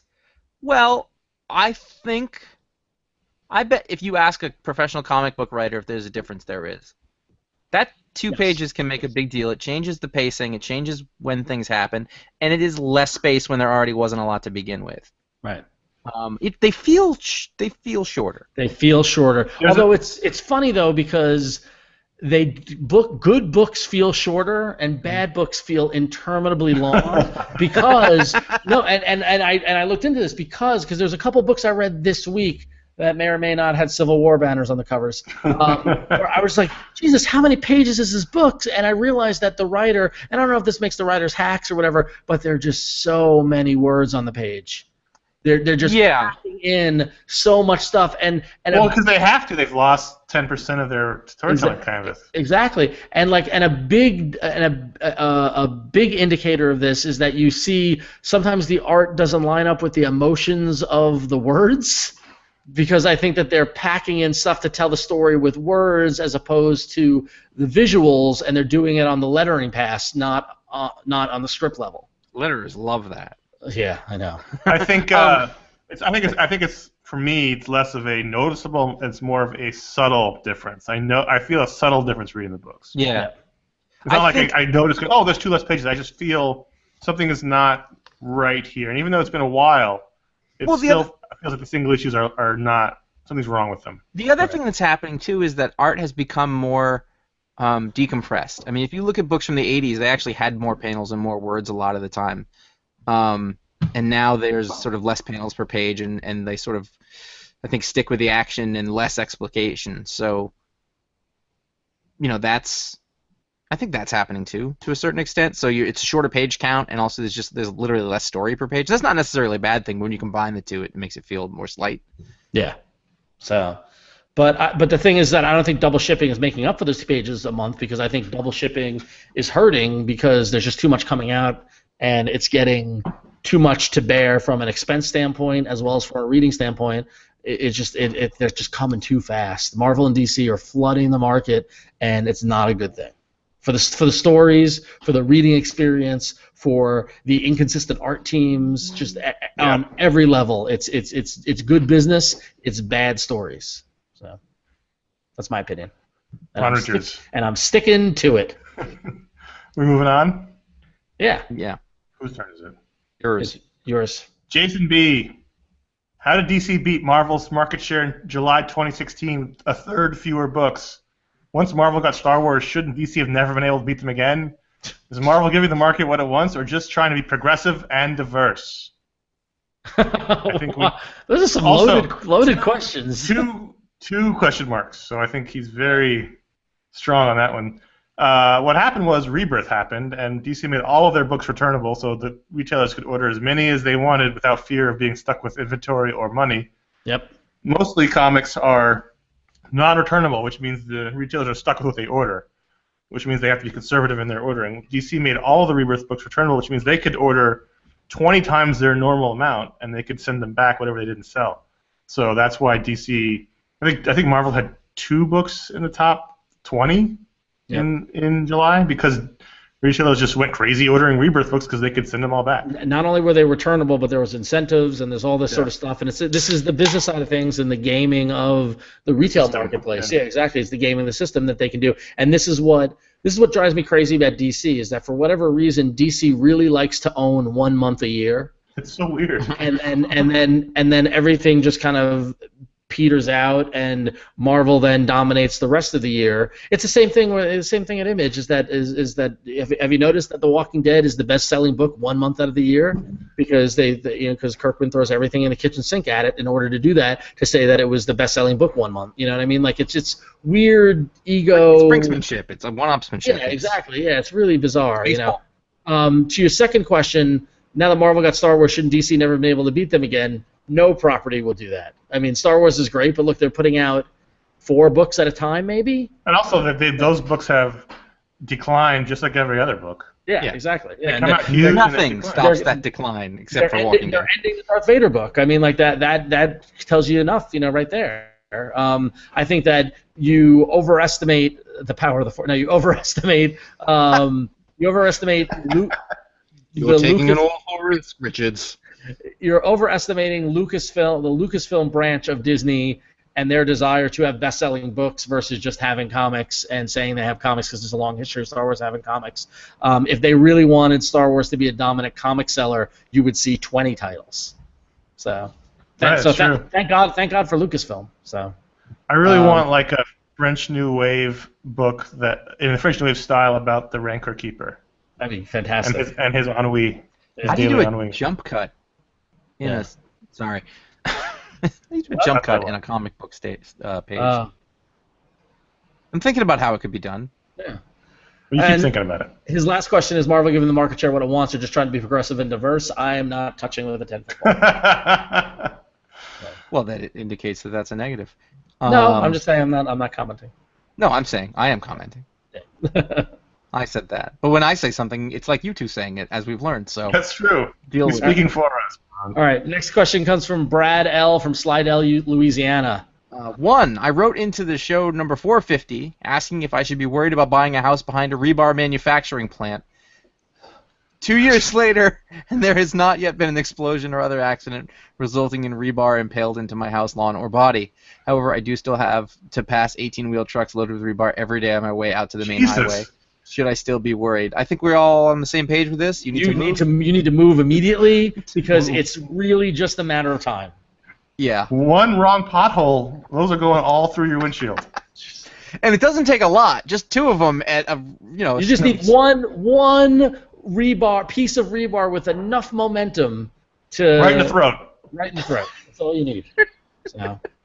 God, when this really happens, I'm going to feel horrible. You need to move. You need to move. I hope you don't have kids. I mean, that seems like abuse. Daddy, I can't go to sleep tonight. The rebar's going to get me. Yes, son. Rebar gets us all. I was up late last night feeding my 5-month-olds. There it is, 5-month-old son. I stumbled onto the classic G.I. Joe episode where Cobra is stealing DNA from historical figures to create Serpentor. God, that's great. Yep. Apparently, there's a channel called Discovery Family that Discovery Family. Of course, that's what they air. That now airs 2 old G.I. Joe episodes every morning at 4 a.m. Why wasn't I told about this? Who's in charge? Wait, was he not? Why wasn't I told about G.I. Joe being on at 4 a.m. on Discovery Family, or why was he not told about Cobra collecting the DNA? I think the latter. It's the latter. I think he is relying on us for all his G.I. Joe news, which is a bad. He's going to be disappointed. Yeah. That was a great story, but let's just talk about that for a second. That was not a single episode. No, it was a multi-episode one. It was a week event, 5 episodes that were introduced, and they were bookended by live-action Sergeant Slaughter. Yep. Yes. Yep. And those are the kind of issues that absolutely jump-started my interest in history. Episodes. Like, did I say issues? Yes. Oh yeah, no, absolutely, because They talked about Genghis Khan. They talked about Napoleon. Yeah, exactly. Yep, exactly. Also, Serpentor might have been the best thing that happened to G.I. Joe. which is odd because it seems like it would be. It seems like a Poochie. Serpentor was during the downtime. It was the beginning of the downtime, but it was really cool. I'm a big fan of Dr. Mindbender, which is the same time period. Yeah. So, but it's a razor thin edge because then it went too far in the movie when they made Cobra Commander into a snake. But yes, Serpentor, I was once Inside Command, Yep. inventing pizza in the comics. I mean, he was the gift that kept on giving for many years. I mean, they really it was a good gift that kept on giving, but it spelled the demise of Cobra Commander because at that point he had no faith. The people beneath him had no faith in him. He became more of a punchline. Well, Cobra Commander was in a sense the founder of Cobra, and he was pushed aside for a CEO. The board was like, you Cobra can't run this properly. Yeah. We're bringing in Serpentor. Serpentor's run many major terrorist organizations very Cobra successfully. Commander is the Steve Jobs of global terrorism organization. He really is. He really is. Oh my God, that's wonderful. I would like to revisit the release schedule of those episodes. That was the only time in my entire childhood where not only me but multiple people in my class we would run home from school to watch the next episode. This is where you miss mass media in the world, and that Yes.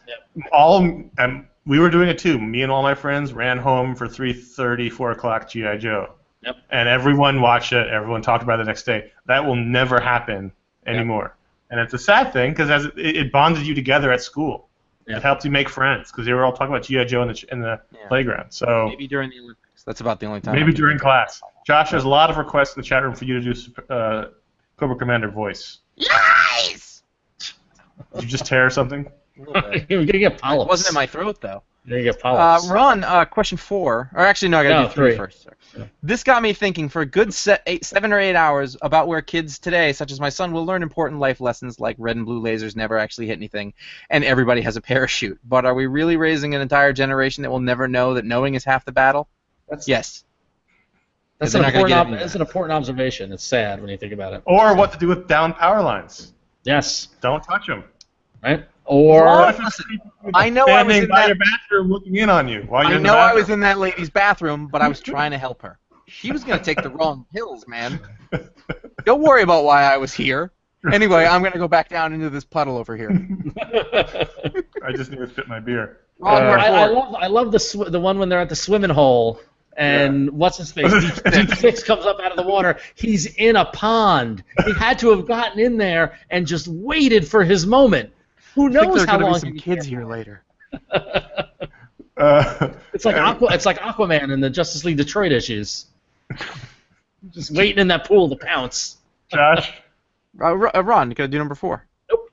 Nope. Ron is not a dancing monkey. I do not. I'm not here to pander to the audience Well, like no, some. I did it immediately. Hold on. First of all, we're all dancing monkeys. But second of all, his question number 4 is, for old time's sake, please have Ron pronounce Rusty Auto Parts. Now, if you're an old time listener, you'll remember many, many, many years ago, Rusty Auto Parts was the name of the email writer, and Ron basically had a stroke while reading the name. You can't recreate that. That was magic that happened on the spot. But I have a question. Can you say it now? Well, yes, I can. I know it's Looking at Rusty Auto Parts. Yes, I know There that. you go. There you go. You did what How I said it the way on that episode, I don't think I can ever recreate ever again. So. Nope. All right. All right, number 10. Chad from Reseda, California, emails and says, "I've thought about this angrily for the past week." Uh-oh. Oh, jeez. I'm gonna try to read this in Chad's angry voice. DC is out of fucking control with the amount of ads in their monthly issues. I just read Batgirl Rebirth and Batman #3, and both those issues have 20 pages of ads in them. Each book only has 20 pages of content.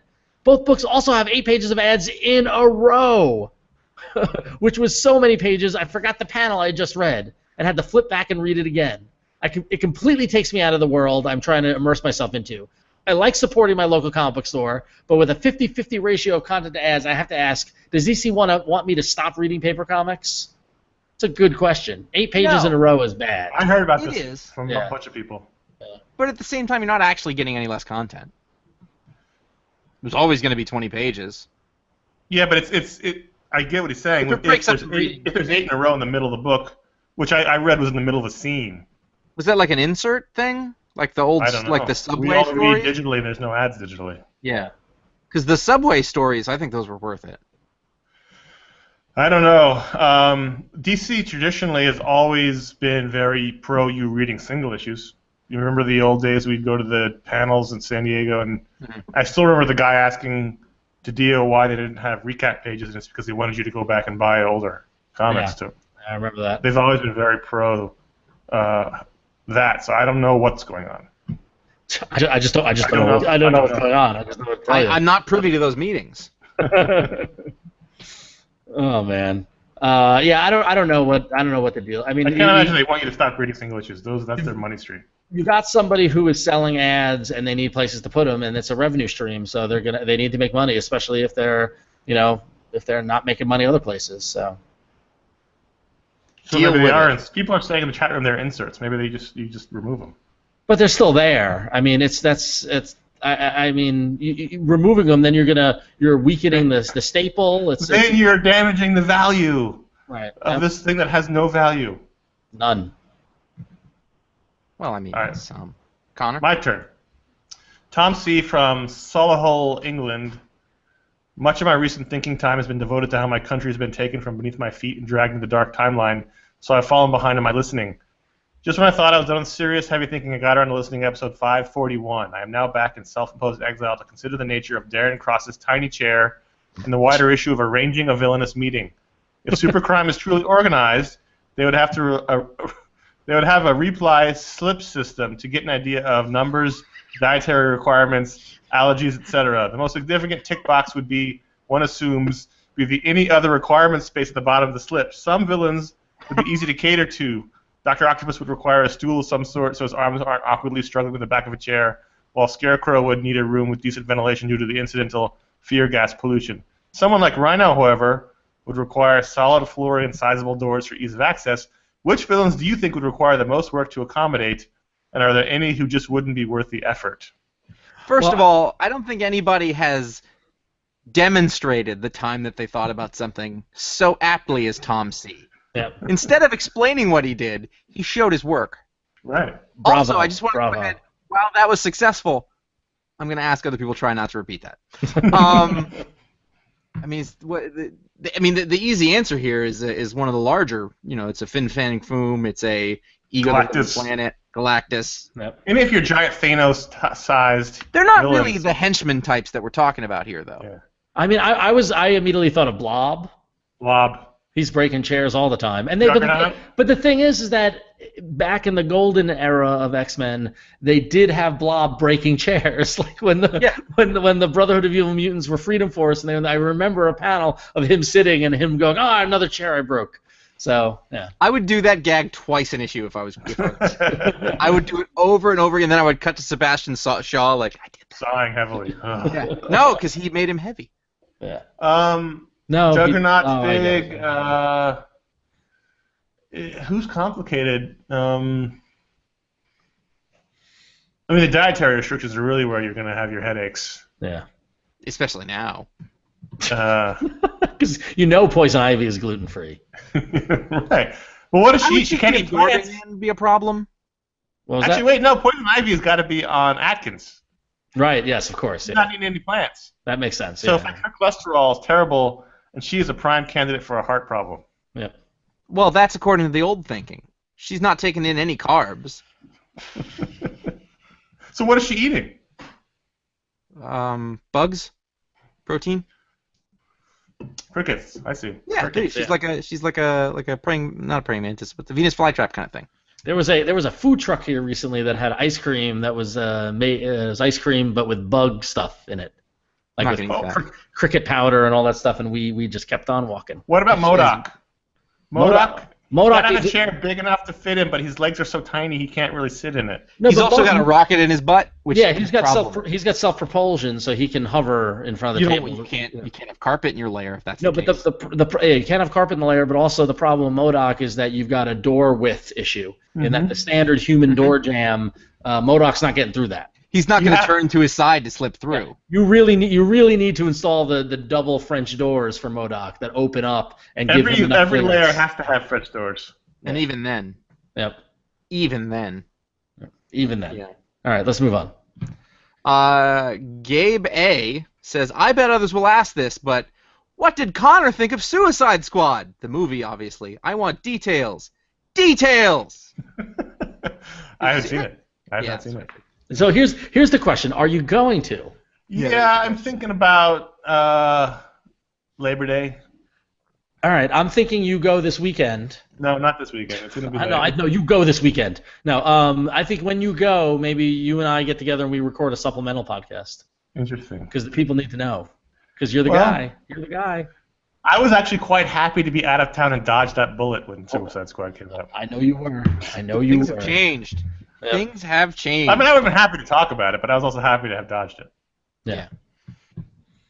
I'll ask the second question. If Josh could go back in time, but the only thing he could do was not get his Green Lantern tattoo, would he do it? So you couldn't, like, buy Apple stock or... You can go back in time, but you could only not get your Green Lantern tattoo.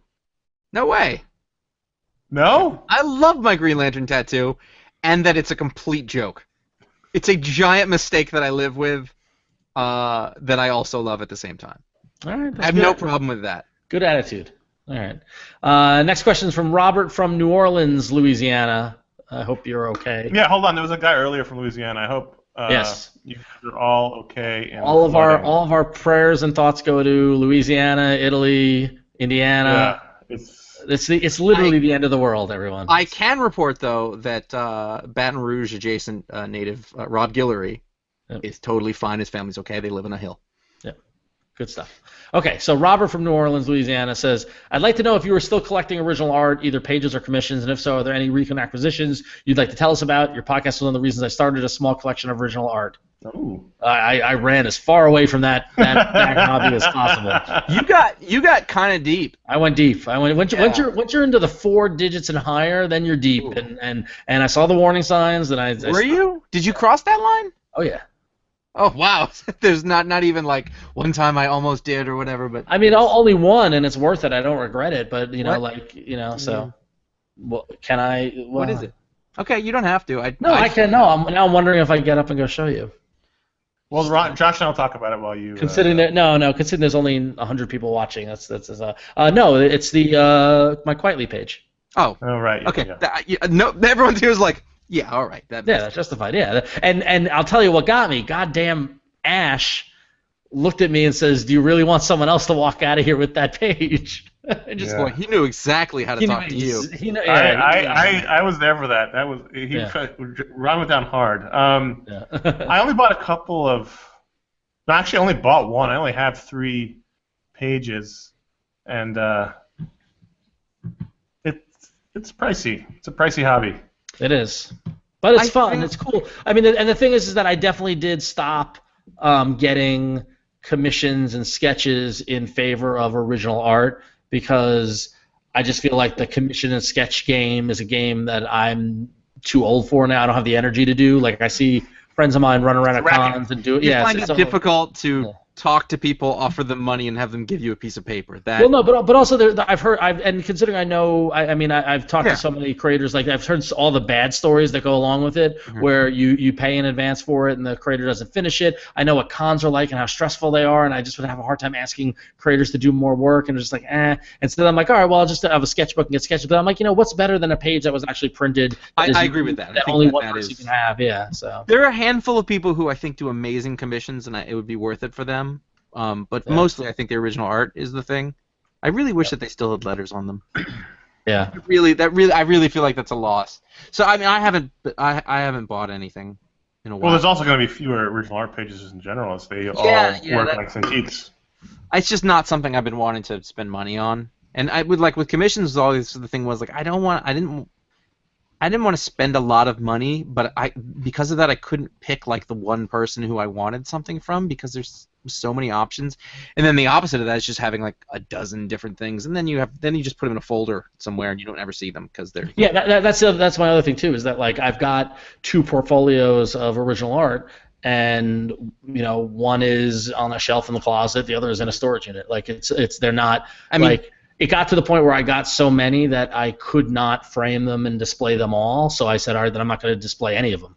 So I mean, once you had pretty much paid off all of McKelvey's student loans Yeah. from his first home. He upgraded a new home because of Ron. Yeah. Hey, he was, it was a time when he wasn't as well known, and I knew. And that said, I did think about it. I was like, if I ever am in a tight space, I probably get a pretty penny for those McKelvey Oh, I papers. thought you were saying if something happens, we can just have him killed, No, and then your art will be more valuable. You were his creepy benefactor. I was. I only have a Darwin Cook page, and I feel like that's. That's all you had? You had a couple of other. Well, the only one I've ever bought was a Darwin Cook page. Oh, okay. I remember that as well It's too. on my last one. living room wall. We all got one, right? Yes. Yeah. And I remember, I remember. You told us we were stupid. I remember going up to him to get it signed, and he's just like, "That's a lot of money, man." And I'm just like, You're the one pricing them. I know. So, I maybe would have followed like, you're the one in charge of discounts here. yeah. And then later, I'll hear all these stories about him just giving away art to everybody. Yeah. It's fine. Let's skip 14 because it's a double, and go to 15. Okay. I will. Tyson from Edmonton, Alberta, Canada. I have been pondering this question off and on for the past few years. Pretty good. I have gotten in the habit of buying trades of old classic or great runs and reading them. Currently, I'm reading the Lee Kirby Fantastic Four. I know I'm late to the game. Never too late, buddy. And the Grell Green Arrow run. With companies reprinting so much of their old stuff in trades, is there a run that, for whatever reason, you have not read yet that you would love to go back and read, or with being in the iFanboy business, you've already read everything you want to read? Is there a run you want to reread? For all of us, there's stuff we haven't read. There's just so You much. couldn't read everything. That's impossible. No, I've read it all. It's too late. It's too late. I read it all. I'd read everything. I would love to read the Peter David Hulk run. That one is I've read bits and pieces of it, and that's one that's stuck with me for since as long as it's been out. Or it was a run at the time I wasn't reading that everyone I knew was reading and really loved it, and I would read an issue here and there and enjoy it. It's just one of those epic runs that it's always in the back of my mind I want to read because I've always liked Peter David's long runs. I loved his Aquaman run. I loved his Supergirl run, X Factor. I just for some reason never read his Hulk run. The Pantheon issues, right? Yeah. So Hulk was. He was Mr. Gray, or he was. He ranged a lot. Yeah, he was Mr. Fix-It. Yeah. Gray, but then he also was green, but had all his banner faculties, and there were, Right. and then there was the future Hulk. What was his name? The Maestro. The Maestro. Yes. Yeah. Future Imperfect. Yep. Future Imperfect. Remember- That's what it was. Yeah. You remember the shot in the Solo Wolverine series? I think it was John Buscema who drew it. With there's a page where it's just Mr. Fix-It Hulk. It's just one of my favorite images in comics ever. Just the way that they drew him. You'd turn the page and he was just standing there because that was the reveal for the issue. Right. That's one of the first things I ever read. I was like, that just looks awesome. I don't even know what that is, but I want to know more about That was a great Marvel era. Yes. Yeah. There's tons of stuff. I mean, I haven't read all the Stan Lee, Jack Kirby Fantastic Four. That'd be a really good thing. Oh, I read that a couple years ago through the omnibuses. That was a lot of fun. It's not the same thing, but I think a year or two ago, I finally finished all of Hitman. Nice. Read right through, and I was so glad to be able to do that. That was fantastic. Yeah, I finished it too. I mean, there's tons of stuff that I'd want to reread. I look at it every day, and I think, I need to reread that again. I reread Parker not too long ago. Honestly, I can't think of anything I would want to reread, and I can't. Oh yeah, no. There's one I would like to go back, not reread, but a run I would like to probably Fables. You're just Whoa. Yeah, he's fucking with you. I actually downloaded the Jeff Johns Flash run. Oh, nice. So, I had them all there. I'm gonna read through this, and I thought, who are you kidding? You're not gonna read this. Have you read Wade's run? Huh? Have you read Mark Wade's run in Flash? I read them as they were coming out. Yeah, I think I read all of it. Yeah, well, that's good. As it was coming out. You don't need to have read it for Johns, but it really builds off of what Wade did. Yeah. All right. I want to. You know what I want to read? I want to read Punisher Max. That's one of the runs that I really want to read. That was fun. That's one I also want to reread. All right. Connor, you're up next. Scarlet from Hell's Kitchen, New York. No, I didn't move here because of Daredevil. That was a factor. That's You're that's a good factor. I'm a big fan of Hell's I Kitchen. believe it's called Clinton. Not anymore. They seem to have dropped that, I believe. It's because people want edgy. Yeah. Scarlett Well, says, it's New Yorkers they don't like. Anyway. I've been contemplating this question since I realized the disaster the New 52 was. I subsequently found a mountain and have become a hermit trying to wrap my head around the answer for years, and have subsequently become Nietzsche's Zarathustra. Which is interesting because Hell's Kitchen only has one mountain, and so now we know who lives in it. So it's up by 57th and 11th. So. Scarlett says, what do you think Tim's place in the Bat family is anymore? Damian ruined everything, and I fear DC doesn't know what to do with him anymore, just doesn't care about him. I used to really enjoy the Red Robin books, and of course I love his Robin solo title. Damian doesn't seem to elicit strong reactions from readers aside from hatred, but DC seems to be intent on using him. I read that Tim will be appearing in the costume variation of his Robin costume in Rebirth. Clearly this is an older emo, which is interesting. Do you think DC is going to continue sidelining Tim? What do you see as his future? As someone who loves Tim so much, I even have a Red Robin tattoo. This question is very important to me. Wow, a Red Robin tattoo. Wow. Scarlett, would you go back in time and remove that? I guess not. I'm guessing not. Wait, is it a Red Robin tattoo, or is it a Robin like Tim's logo with the pointy that R? red is capitalized, so. What is Red Robin's I was logo? walking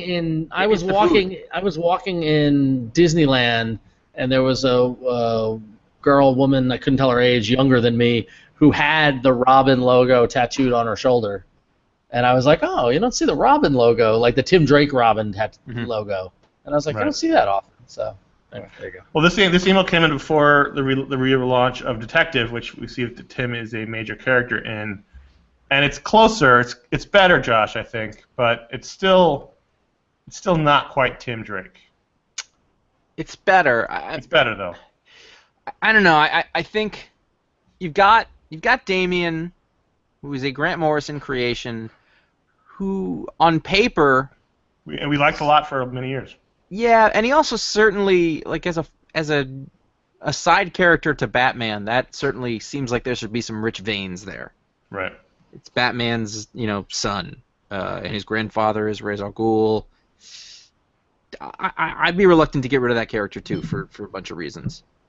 I think the problem is that I was going to say embarrassment of riches, but I don't know if that's true. But there's too much there, so they're trying to build up the Bat family, the Bat army. But it worked better when there was more focus. Basically, is my point. They're trying to do too much. They're trying to have their cake and eat it too. Yeah, so it was like when Dick went to be Nightwing, then there was another guy, and Nightwing wasn't so involved. But then again, I think back to the Chuck Dixon era, where you had Nightwing pretty involved, you had a Robin book with Tim Drake, you had Batman and Detective, and then Batgirl. He had a robust family. He had Nightwing and Robin and Batgirl and Spoiler and Red Hood for a while, and I mean that's a lot of people. Huntress. Yeah. It just Damian changes it in the same way that Jonathan changes Superman. Yes. I'm not and Josh and I may disagree. I'm not a fan of having these two guys be dads. It ages those characters. It changes them. What's funny is that I don't ever feel like Bruce Wayne ever feels like a dad with Damian. It's almost like a stepdad on the weekends, or like a not stepdad, but like a weekend dad. Like he's just like, sure, but you're gonna go back to your divorced mom. dad. Yeah, I agree. It doesn't feel like he's a parent in that sense. It does feel like that in the Superman book. That Clark Kent, for whatever reason, like his motivating factor through this whole last thing has been to protect his family, which is different than his previous motivating factor, which was to protect Lois to a certain extent, but also Earth. But this is all about keep Jonathan safe. I don't think I'd ever really noticed it, but it is different. But at the same time, it is a focus for Superman, because one of the problems with Superman is that I don't think we've ever really known recently in comics what he cared about, what was his thing. Right. I don't know. I tend to think of every Superman story as an Elseworld, so as long as I can care about it in that story as a context, that's the best I can get out of it. For me, it's like it doesn't matter what's going on with Tim or Dick or Jason. It's that there's always his biological son in the wings as the actual Robin. Yeah. Which is why I think Duke is not a Robin. He's whatever he is in the yellow suit. Because now they can't get rid of Robin. They can't have a new Robin because his son is Robin. What they could have done is either killed him off when Morrison killed him off and just left him dead, and had Morrison told the complete story, or they could have turned him back to his grandfather's side, and made him evil, and had that been or keep Batman dead. Well, they were never going to do that, but they could have made that, but his that son, worked really well too. When it was Dick and Damian, that worked really well. The tension of having his son be Ra's al Ghul's kid more than his own. Yeah. Which it was in the beginning, and but they buried that though. Now I'm just saying that's all I could have been okay with is all those things. Now Damian is always going to be Robin because he's his son. Mm-hmm. You can't kick him out of the costume and put Tim back in it, or Dick back in it, or Jason in it because it's his kid. For me, they can age him, and he could be like. Well, they did. He's now 13 instead of 10. Yeah. Because he's got to be in the Teen Titans, so he's got to be a teenager. So yeah, that's messed up. So it's not good. I don't know that it's necessarily that bad, but it does change everything. And if that's less, then again, if you can grow Alfred's hand back, anything's possible. If I was in charge, he would just never appear, and they would never mention it again, like Richie Cunningham's older brother. He went upstairs and never came back. So I would literally send him upstairs in one issue, and he would just never come back. Yep. And I would be fired in 6 months. No, you would have some guy from a podcast ask you at every single time you see him in every press conference. In the closet. What happened upstairs? No more questions. No more questions. Next up. All right, next question, Josh. I am 17. 17. Adam from Florida says, I've always been bothered by the fact that Angel from the X-Men somehow has the power to fly, despite his wings not being aeromatically designed for flight. Let's work on what that word should be. Aerodynamically. Yeah. But it looks like some spell check along the line change it to aromatically, which means they don't smell like they can fly. That's not his fault. Up there, boy? Don't smell like you can. I've been thinking about this for about 25 years, really and you looking blew for it in the execution, Adam. I'm looking for wings that smell like they can fly. Ever since the X-Men cartoon, so I believe that this is an appropriate amount of time. I know it's illogical to harp on this in a comic where Mystique and Cannonball exist, but I just can't get over it. Do you have any hang-ups about characters or stories that leave you saying, I just can't have it? I can't have it. Can't have it. Can't have it. Can't have it. Have it. That's a Goodfellas listener. Can't have it. Can't have it. When you see them, despite your better wisdom, that it shouldn't be a problem in a comic. So do we have any of those dumb, illogical hang-ups? No, they're comics. Stupid glowing fucking spider. Yeah, that's one for you, Josh. That's not a power, but it's it's just a bad design choice. Yeah. I think that Tony Stark really pushes the boundaries of logic. Even that fictional logic. With sort of his suit can do anything and keep up with anybody's anything. Well, yeah, and now his office and his lab and everything can just do everything, and he talks out loud and shit happens, and like it's and devoid. We go in the helmet. Yeah, it's devoid of any logic or. Here's the thing. Can't have it. We're at the point in the comics now where Tony Stark as Iron Man, and they're pretty much the same thing at this point. He gets to go toe to toe with Hulk or Thor, and I think that's bullshit. Yeah. Well, yeah. No. He's not. He's in a can. I had to contemplate and take a sip of beer for a second. I don't necessarily disagree. You had to think about it. You know, he's spamming a can. Yeah, and I don't. And then there's always he wasn't really in that suit. And so there's always an out, and it's not.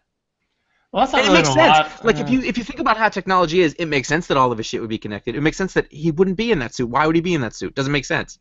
Yeah. It's not safe, but doesn't make sense. Can't have it. And I have a problem because I really don't think that the Iron Man suit, as it's currently designed, smells like it can fly. I think it just I can't have it. It doesn't smell the right way at all. I mean, you really want to get that canned air, plane smell. Let me just ask you a question. Does chorizo smell like flight? Let me ask you another question. Is the suit in his wife's name?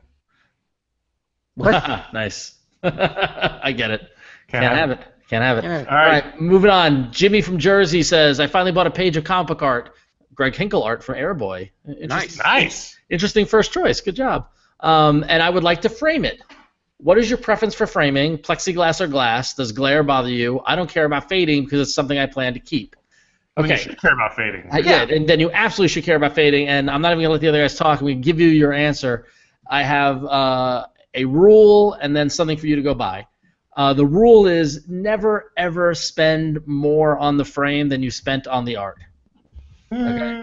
No, because I bought a Strangers in Paradise print in 1998 that was signed by Terry Moore for $50. I thought it was amazing. I spent $350 framing it. Oh, that's So, a different story. Because I didn't know what original art was versus a print or whatever. But that said, if you're buying original art, you want to display it in a very clean but also safe manner so it doesn't fade. You want to go to bcemylar.com, Bill Cole Enterprises, and they have a product that is called the Universal Archival Collector's Display Frame.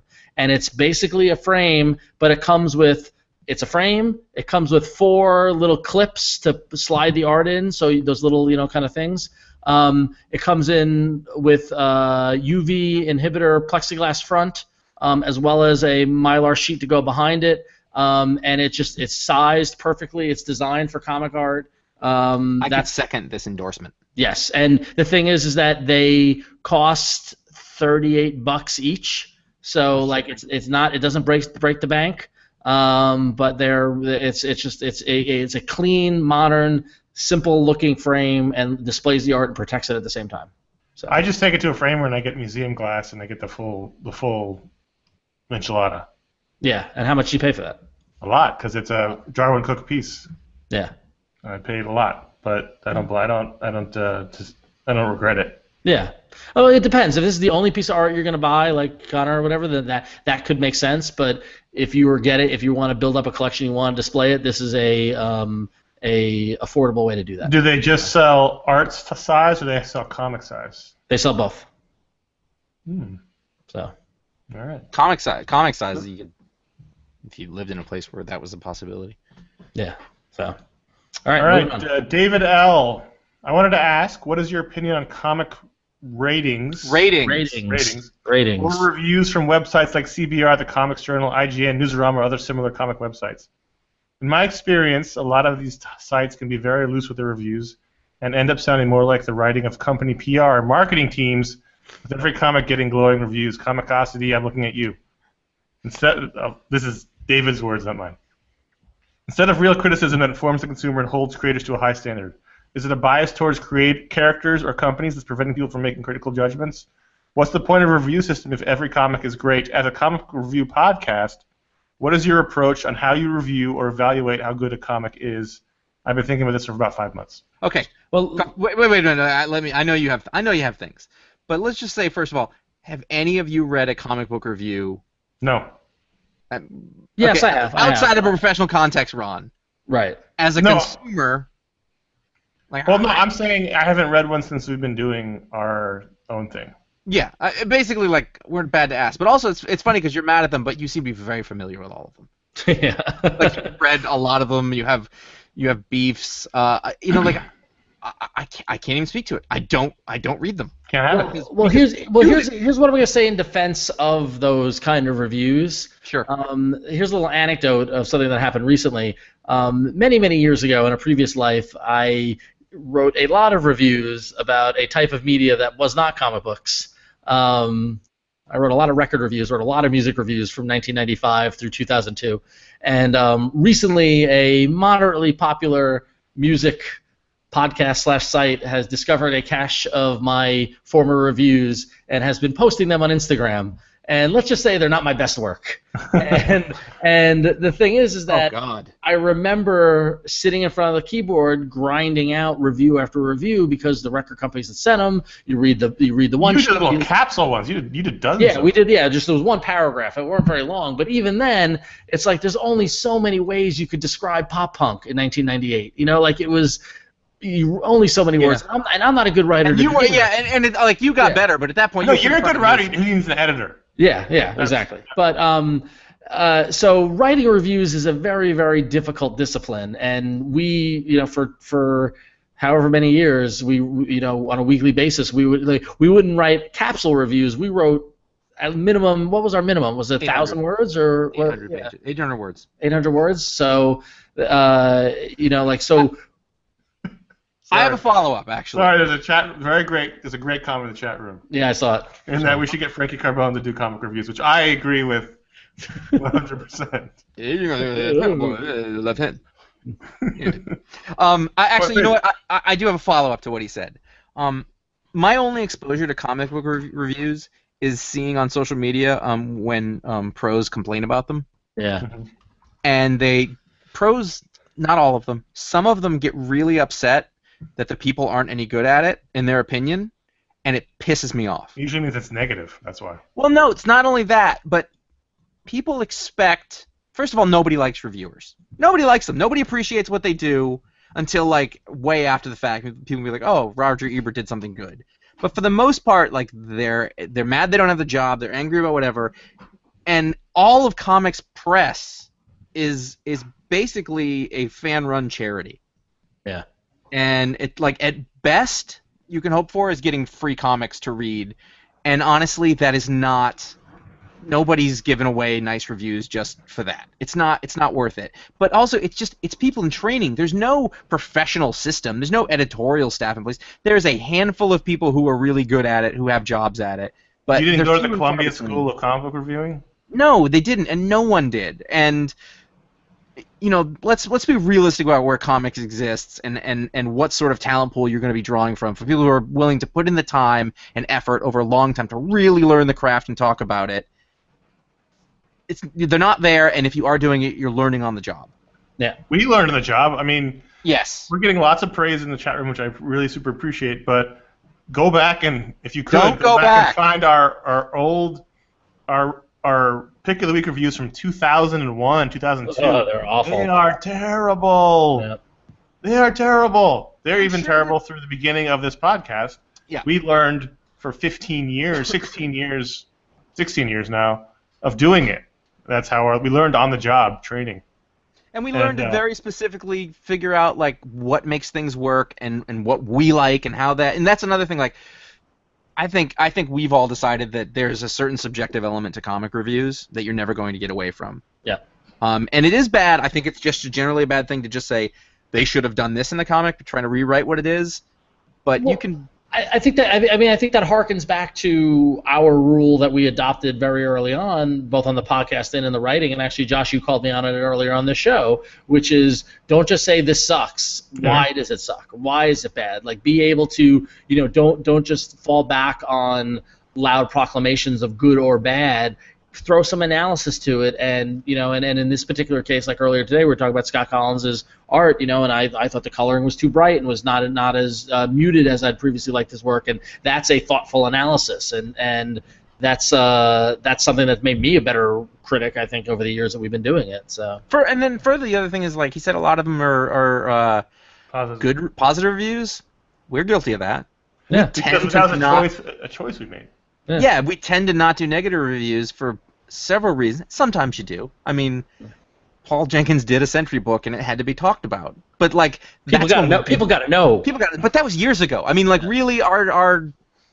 I disagree and stuff. But the point is, we decided we were going to celebrate what we enjoyed and hope that other people would enjoy them too. That was our mission statement. That was our Tom Cruise writing a memo. Maybe that's what these other sites do too. I don't know, but that's what we decided to do. There's no fun in spending an hour tearing stuff apart, for me or for us. Yeah. Yep. So there you go. I can't speak Opinions. to All right. Jared from Muncie, Indiana. Reverse Jared here. Still working my way backwards through podcasts, and I've made it to episode 294. Wow.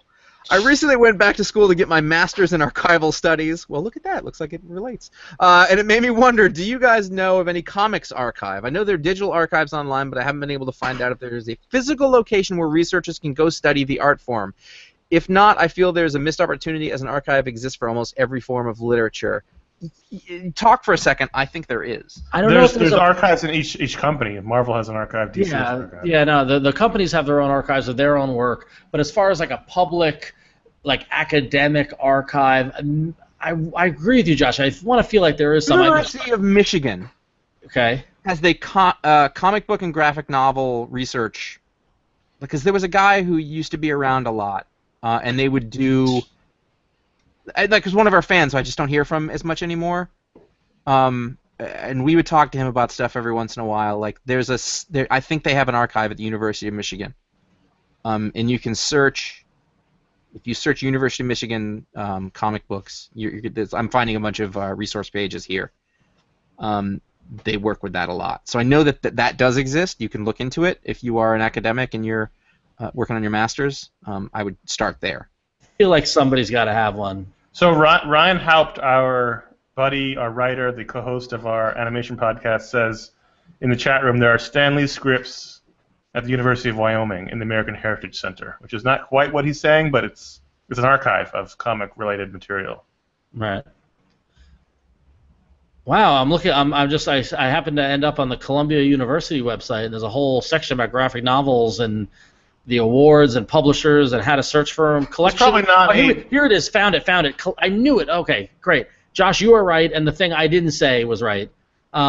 There's the comic art collection at Michigan State University, over 200,000 items, primarily comic books, over 1,000 newspaper comics, extensive secondary materials. The other one I was thinking of, which I didn't say, is the Cartoon Research Library at Ohio State University, a comprehensive research collection of all aspects of American cartoon art, including strips, comics, comic books, graphic novels, editorial cartoons, sports, magazines, etc. It looks like there's one at Duke University. At Indiana University, there's the Michael E. Uslan collection. Yes. Yeah, he's a professor there. Yeah, he donated his collection to the university.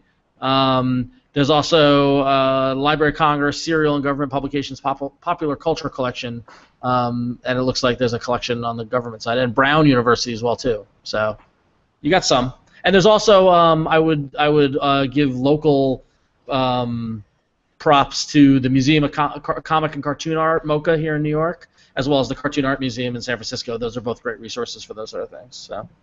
There you go. Cool. All right. Brian R. Ron. Skip. We're going to do 22. Craig from Houston.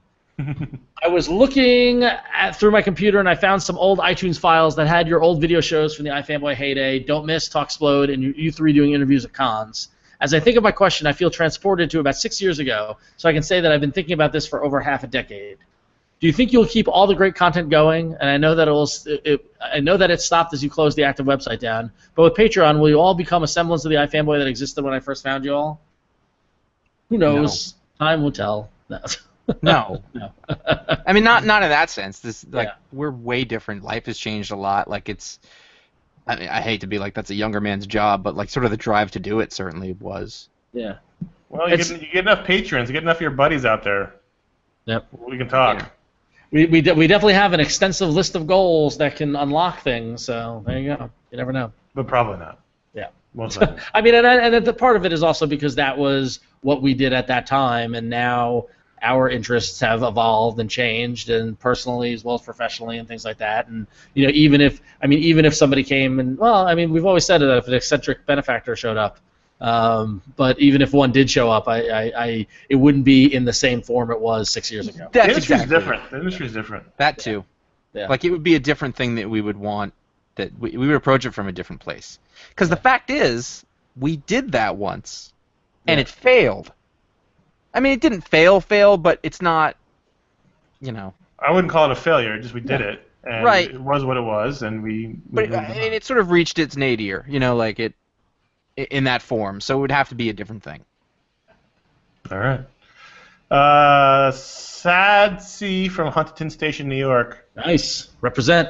I've been thinking a lot lately, 3 months, 5 days, 22 hours, 8 minutes, 22 seconds to be precise, about the advances in technology for media usage and the way VR is starting to become integrated into games. My question to you is, if you could play out any comic book story from any character's perspective through VR, which would it be and why? Well, so is it active or passive VR? It's got to be passive if you're experiencing the story. So I'm just standing there watching like Bill Murray and Scrooged? Yes. Or you've got to be from the perspective of a character, but it's still got to be passive if you're following the story. But do I get to be Wolverine? Or you're talking about like a holodeck thing where you're just in... Yes. You're Captain America in the Infinity Gauntlet. Yes. And as opposed to walking up to Thanos and standing up to him, I hide behind an asteroid. Yes. So what would you choose? I would Dark Phoenix Saga. Who would you be? Cyclops.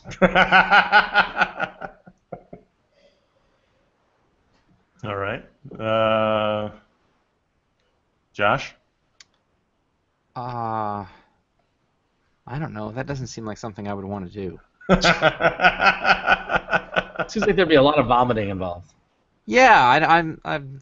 It's one of those questions that somebody thinks about, and I think, who thinks of that? So, I'm like, I want to read the story. I don't want to live through them. You don't want to be the story. No, I don't want to do that. No. No. I mean, what's the one where they get to like take naps and have lots of sex? What's that story? You haven't even had beer. I would. I think I'd want to do an event story, like. The good ones are also harrowing. Right. Well, you're not actually going to die. Yeah, it's virtual, so you're going to feel like you're going to die. Well, the thing is, if you die in VR, you die in real life. That's what nobody realizes. All this. I'll be Captain Infinity Gauntlet. That's fine. We'll do that. Did Ron just die in VR? I think he did. Wow. And he's back. I died talking about it. See, wow, that's amazing. All right, so let's move on to we have 2 more emails. I would do Sandman. What about Starman? Those graphics would be sick. You could go antiquing. I bet he took naps and had sex. I bet. That was his thing. What number that 24. was? We got 24. You left. Damien from Pittsfield, Mass. Not far from here. I've been thinking about my question since the year 2000, when the movie Unbreakable came out. In the movie, Mr. Glass theorizes that superhero tales have been around for thousands of years. Do you agree? Will Superman, Batman, Wonder Woman, etc. exist in some form hundreds of years from now? What will they look like? I think that movie borrowed a lot from Grant Morrison's theories as well. I don't think it's a theory. I think it's almost a philosophy. It's just a way of looking at it. Those stories existed for a long time. I can't think of the Beowulf. That's a superhero story. You could go so far as to say, and I think that's what Grant Morrison said, is that the myths of the gods were basically that, and the stories that were told of them, or like Norse gods or Greek gods. Those were their versions of superhero stories. That they were also a religion, and now they're turning back into that. Marvel will eventually replace religion in our future Bill and Ted Society. It turns out it wouldn't be the music of Wild Stallions, but the stories of Well, if you take it literally, so Superman hasn't even been around 100 years yet. Will he be around in hundreds of years? Will Warner Brothers still exist in hundreds of years? That's a really good question. Well, if Disney has anything to do with it, then all the Marvel characters will exist just like Mickey Mouse, because public domain and copyright laws be damned. But because at some point, according to copyright laws, at some point Superman will become public domain. And I don't think it ever will. You don't think it'll ever happen? Disney's done a good job. It's a precedent that they will never allow their characters to be public domain, neither will any of the major ones. Yeah. It's fascinating. I got to assume that they will be around in 100 years. I feel like they've crossed over from media properties to it's the kid with the red blanket tied around his neck running down the block. They won't have blocks then, or running? Do you think that it will be a thing that people know about as part of history, or will still be an active, ongoing thing? I think it'll be an active, ongoing thing. Really? I think Superman, Batman... specific things, not a version of them. I think Superman, Batman, Spider-Man, Captain America aren't going anywhere. Whether or not we have a Nova series 100 years from now... Triathlon? You're right. Rage? Right. that is debatable, but I think that the pantheon, the greats, and I wouldn't even include X-Men in that, or Fantastic Four, right, or the Flash, or anything like that. I think really it's going to boil down to the icons of both companies, which is Batman, Superman, Wonder Woman, Spider-Man, Captain America. Yeah. I'm not even convinced there's going to be society in hundreds of years. Yeah. The way the temperature is heating up around here, I don't think we're going to be around. It's only going to be electrolytes. Yeah. So. All right, final question. All right. Who's taking it? I'll take it. Wakanda R writes in and says, on a previous show, Connor said we might be in a bit of a renaissance in this comic world when it came to the favorite/best comics question. I posed this question a few months ago and you were all emphatic that we were not. Are you changing that tune? I think the focus on short series comics is a huge shift, as you know, the books like The Vision and many of the Image books. Would like to hear more on this. I thought about the amount of time it took Connor to say renaissance. Well, the difference between then and now is that I think DC is in a better place than it was then. Marginally. No, not marginally. There are a lot. A year before Rebirth, there was not a lot to talk about at DC. There was one. Well, yeah, but I say marginally because we're 2 months in and it doesn't matter. There was 1 to 2 DC books worth talking about. Yeah. And okay, but is there an industry-wide movement going on? Like that one company has. Well, it's half of. It's basically 40% of the industry. So 40% of the industry has less. But they lurched themselves out of having a bunch of really boring books to having a lot of books that are interesting, but are coming out so rapidly that I don't think people are going to be able to keep up. That's not the point. Though. The point is there are now 30 to 40% of the industry is worth talking about again, where it wasn't 2 years ago. That's a major shift in the industry. But does that make a renaissance? That doesn't make a renaissance. That's a blip. That's not a blip. It's a course correction. It's not a blip. If Dark Horse is a blip, DC is not a blip. DC and Marvel are the boat that steers the industry. DC's being boring. New 52 was a blip. That's the blip. Now they're just sort of back where they should have been all along. But it's 2 months in. You can't make that assessment. It's still. Well, it's about right now. It's now. What are we reading right now? That's what we're talking about. When? And the Image books are still good, and still good doesn't count as Renaissance. Yep. No, but the Renaissance is adding DC back into the mix. That doesn't make a Renaissance, though. I think that's it's too generous. I'm talking about it like an industry-wide sea change where all of a sudden comic shops were doing really shitty and now they're doing good, or a different kind of comic is emerging that's changing the way everybody does everything. It's pretty much business as usual. See, for me, Renaissance is about creative Renaissance, and I'm excited to read my books every Wednesday. I could give it to you at that company. That's totally the case, but I don't think that ripples out. I think that they just righted their ship where it should have been all along, what had been previously.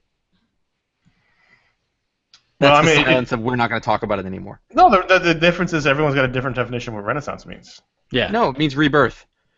No, but for this particular, that is what it means. No, for me, he asked his comics in a Renaissance. For me, it is because I'm really excited on Wednesdays now, and I wasn't a year ago. Right. Yeah. I guess what I look for is are these the books that we're going to be talking about fondly in 5 years from now or whatever, and I don't know if they are because I feel like there's so much temporariness to what's going on in comics. Because there's so much content that it's really difficult to grab onto anything with any sort of lasting memory. Well, I can see the same thing about television, though. How many of these shows you're watching are you going to rewatch again in 5 or 10 years?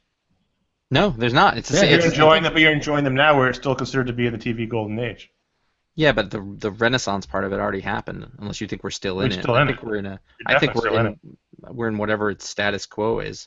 Yeah, but that's still the Renaissance. If you're maintaining the quo, that's the quo is the Renaissance. Can quo be used in that form? I feel like that might not be. Maintain the quo. How to quo at? Maintain it.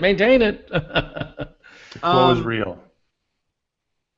I don't know. It feels very much like business as usual to me. It feels like it's the status quo of what it has been. It's interesting to mention the book The Vision. Am I going to be thinking about that book in 5 to 10 years? Yeah. Maybe. That's the best I could tell you about it. I don't know. It's really good, especially for right now. It's really good. I feel like there's a lot of forgettable things that seem entertaining right now, but you won't ever think about again. Which is what comics feels like to me in general right now. There's a lot of B+. Yep. A lot of 3.5s. A lot of 3.5s. Yep. Which isn't necessarily a B+, but either way, I think we've got a chord there, so I think we should go with it. Right. You can email us at contact@ifanboy.com or call our voicemail line, which is not the case anymore, because this is an old version of the script. But you can send us an audio file in an email to contact. Someone did recently. Yeah, which we encourage. Please go ahead and do that. Especially when Josh edits the show. Keep it to 30 seconds or so if you call us in, and if you're writing in, tell us who you are, where you're from, and how long you thought about the question. And now we've got a brand new segment, guys. All right, exciting. Now we thank the patrons. So if you've been following along, we launched our Patreon at patreon.com/iFanboy, and one of the rewards is we thank you on the show, and we decided that we would give each person a superpower. So this is stemmed from, on patreon.com/iFanboy, we said that a certain level and higher would get the thank you on the show, and we were just going to thank their names. But on our sister podcast, Goodfellas Minute, we had such a good time giving people mob names. We said, we really should do something for the folks that we're thanking. And we talk a lot about superheroes, so we're going to give them superhero powers. So. But dumb ones. Dumb ones. That's the not always dumb ones, but dumb is subjective. Dumb is subjective, but they're gonna have offbeat powers that might not get them on the X-Men, but they can still hang around the mansion. Eccentric powers, let's say. Right. This is gonna be more Cypher than Jean Grey.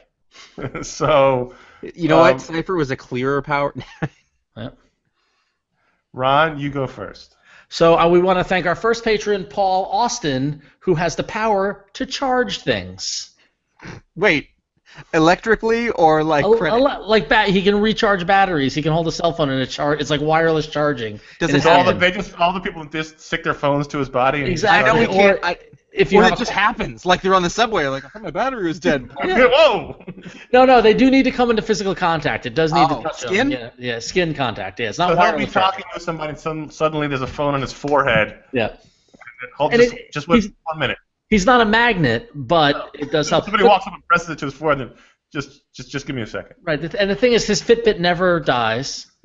It's always fully charged. I mean, just think about all the things in your life that you need to have charged. He's your guy. Can he recharge non-rechargeable batteries, or does it have to be like a nickel? They have to actually be the chargeable type. Yeah, they need to. Yeah. Can he touch a Tesla and charge it up? Yeah. Yep. Can he hold the plug like an AC plug and power like a television? Yeah, can I hand him my irons AC plug? He's not an energy source, Josh. He just has to be an energy source because he's putting energy into something where there was not energy. It's a slow trickle. No, but the thing is, the energy that he's outputting is not of a high enough voltage to power a television or a motorboat or any of the ilk. But he can slow charge a laptop. So he can't charge a Tesla. Okay, say your car battery. We can't spend this long on each. I know we can't. Okay, but I got one last one though. Say that you're in a parking lot, your battery's dead. Paul Austin walks along. Yep. He touches the contacts of the car. It can start right up. He could power a TV then. Well, let's not look too deep. This is complicated. Josh, you're up. Next up is Bjorn Campbell, who has the uncanny ability to navigate any and all fjords. Okay, now I knew you were going to do this. We cannot make powers based on their names, Josh. Yeah, but the J made me think of it. I know. Yeah, we gotta be more creative than that. That's pretty fucking creative though. Like if they're like, here we are, sailing in Scandinavia. Oh no, we've made a wrong turn. He's like, no. I know who to call. I just feel bad because his name is Bjorn. You're going with an obvious thing. I just want better out of this game. I could. I hear you. How about he can navigate anywhere? I really like the specific. Okay, so not just fjords, but any sort of. He's never lost. Narrow spaces. Yeah. No, only in. So it's got to be narrow spaces. So like in Chicago, he can navigate those alleys great. Oh, totally. He's good in downtown Manhattan. Good. Yeah. Okay. When you take it to Nebraska, he's lost. No. Yeah. You want that guy in the corn maze with you. In the corn maze, sure, but just open roads. Can I tell you, we had a corn maze here last fall. I got completely lost. You could have used Bjorn Campbell with you. Totally. All right, I like it. I like navigation through tight spaces. That's good. Okay. I like that. Okay. And by the way, and here's a question, Josh. Can you play Doom with him and he kicks ass? Oh no, that's digital. You have to. No. It's got to be tangible. Physically tight spaces. Okay, there you go. Cool. I mean, he's good at it. Like, he would be better at it than the average guy, but there wouldn't be anything extra normal going on there, if it makes sense. He's got some skill that he's learned. He's just good at the game. That's just. Yeah. He's an excellent gamer. All right, so Nicholas Kelly, we want to thank him. And Nicholas's power is that he is psychic and can read your mind, but he hears your thoughts in German, and he just can't understand what you're He saying. doesn't know German. Doesn't know it, can't pick it up. Let me ask you this. Real bad at languages. So has he tried to learn German but is unable to? He's just bad at languages. He just Could can't. could he learn German and then unlock it? He could, but theoretically he can only say thank you and please, and really everything else is just angry shouting. He would constantly be like, slow down. Yeah, hold Whatever. on. Yeah. So that is unfortunate for Nicholas, but he is a psychic. He's a German That's a good psychic. one. That's a good one. All right, so if our fourth named Pablo Duran, we're going to do as a group. Thank you, Pablo. Pablo Duran, any thoughts? Why are we doing it as a group? Pablo There's Duran. three of us. So we decided to do 4 names. It's hard when it's just the three of them. You don't have just control. Is it a movement? Is it a movement power? Something to do with how he moves? We He could. walks very quietly. I want to say temperature control, but that might be just because the air conditioning kicked back in. I also might feel like That's just as bad as going by the name. we're gonna blow a bunch of good ones in discussing them. Yeah, exactly. So Yeah. maybe we should just assign one person and we rotate every week the 4th person. I think that Okay. might be better. That's fair. That's fair. Josh, you movement one. Take it. His feet make no sound. All right, there you go. No matter what shoes he's wearing, he could be walking on. No matter Silent foot. what Silent floor foot. he's on. They And call don't him think that that's always an advantage, No. because it freaks people out on dates. All right. So there is our new. That's going to be interesting to see how long that takes segment. It's fun though. It's fun. It's fun. It is fun. And we want to thank all the patrons who have signed up. And so, Paul, Bjorn, Nicholas, Pablo, thank you. And future patrons, this is what you can look forward to. It was worth the wait, hopefully, I think. So.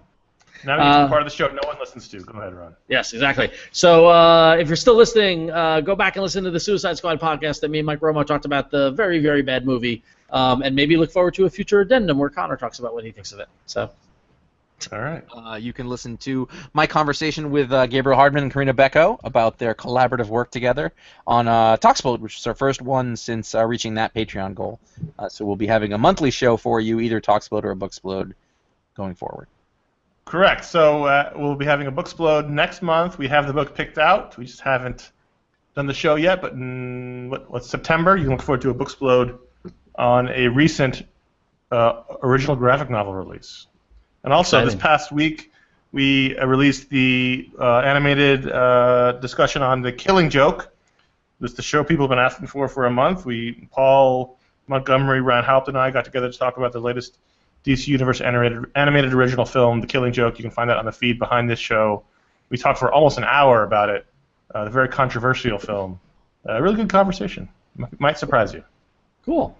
And as we mentioned earlier in the show, we did another podcast called Goodfellas Minute that very proud of, all 146 episodes. It's a complete library of podcasts, so you could start listening to episode 1 tomorrow and take yourself through 5 months of Martin Scorsese crime movie goodness with some Parkways thrown in there. So go to goodfellasminute.com where you can go download and listen to those episodes. Some Parkways. There's a lot of Parkway talk.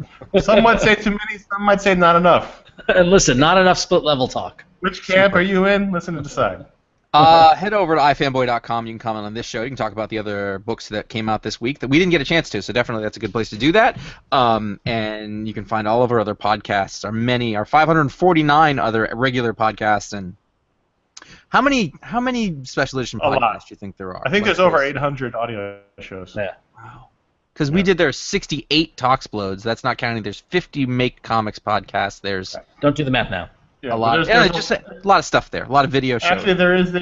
You talk and I'll tell you because there's a place that has them all linked. Go ahead. Several hundred video shows. Many daily shows. Lots of stuff is what we're saying. This is our legacy we leave behind. 879 audio shows. Our legacy, as long as somebody pays that monthly bill. 879 audio shows. Cue comic book guy from The Simpsons going, "Oh, I've wasted my life." Oh, wow. Oh, that's clear. You can also follow us on Facebook.com/iFanboy, which is the kind of place that and iFanboy.com, Twitter.com/iFanboy, where you would find out about this thing coming up, so you would know ahead of time we were going to talk live. You can follow us, of course, at J. Flanagan, at CSGO Patrick, and at RonXO for probably less comic talk than you'd want, if that's why you're following us. But there we are. What are you going to do?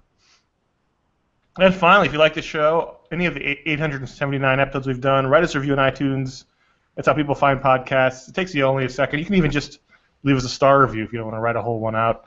Someone recently wrote one saying they got this. Good job. Good job. It's funny, yeah. but you're on notice. And better than that is to tell your friends, tell your mom, tell your comic store, tell your postman. When he comes to give you the mail, tell him to listen to iFanboy. He won't know what the hell you're talking about, but do it anyway. And Help just us keep spread the talking iFanboy to love. him. Yeah. Just keep talking to him and see how that ends, and then write to us about it. He just walked away. I haven't seen my mail in a week. The guy thinks I'm a weirdo. That is it for this week's Power show. to repel postman. 500. Don't waste it, Josh. Don't waste it. 550 in the books. Good job, gentlemen. Thanks for listening. Thanks for all the people who hung around in our 2 chat rooms. We had 2 of them going, one on YouTube, one on our website, and we appreciate every one of you, all of our patrons, all the listeners, and yeah. Awesome. Here's to 550 more. Until then, I'm Ron. Wait a minute. I'm not committing to that. That's a lot. I'm Connor. Do you know how old we'll be then? Old. So old. I'm Josh. All right. And that's a wrap, everybody. Do we know if the video continued to record when you got knocked out? Yeah, no, it should have. I can't find out until I stop broadcasting, so That's I don't want to necessarily do that to everybody. So. Well, I have to drive home. All right, yeah, I think we all have to do our thing. So thank you, everybody, for listening and watching and everything. Thanks for hanging out in the chat room. Casey, I love you too. We will. Robert, I love you. I like the love. Old the iFanboy story. Thank you, Harley. We will be meeting next week to discuss when we're going to start our monthly patron hangouts. So Yeah, we'll so have news on that soon. Yeah, this was the first test run. It's gonna be a good time. Yeah. Sign up today if you want to. If all 25 of you still want to do this. So. We didn't really publicize it. Yeah, we didn't market it. We were going to do this live until the last minute, so that's good as well. So okay. I think we lost Josh. I think he's dead. I'm right here. There's nothing we can do. Nothing we could do. Couldn't take him. Couldn't keep him. Can't have it. All right. All right. Thanks, everybody. All right. I'm stopping broadcast now.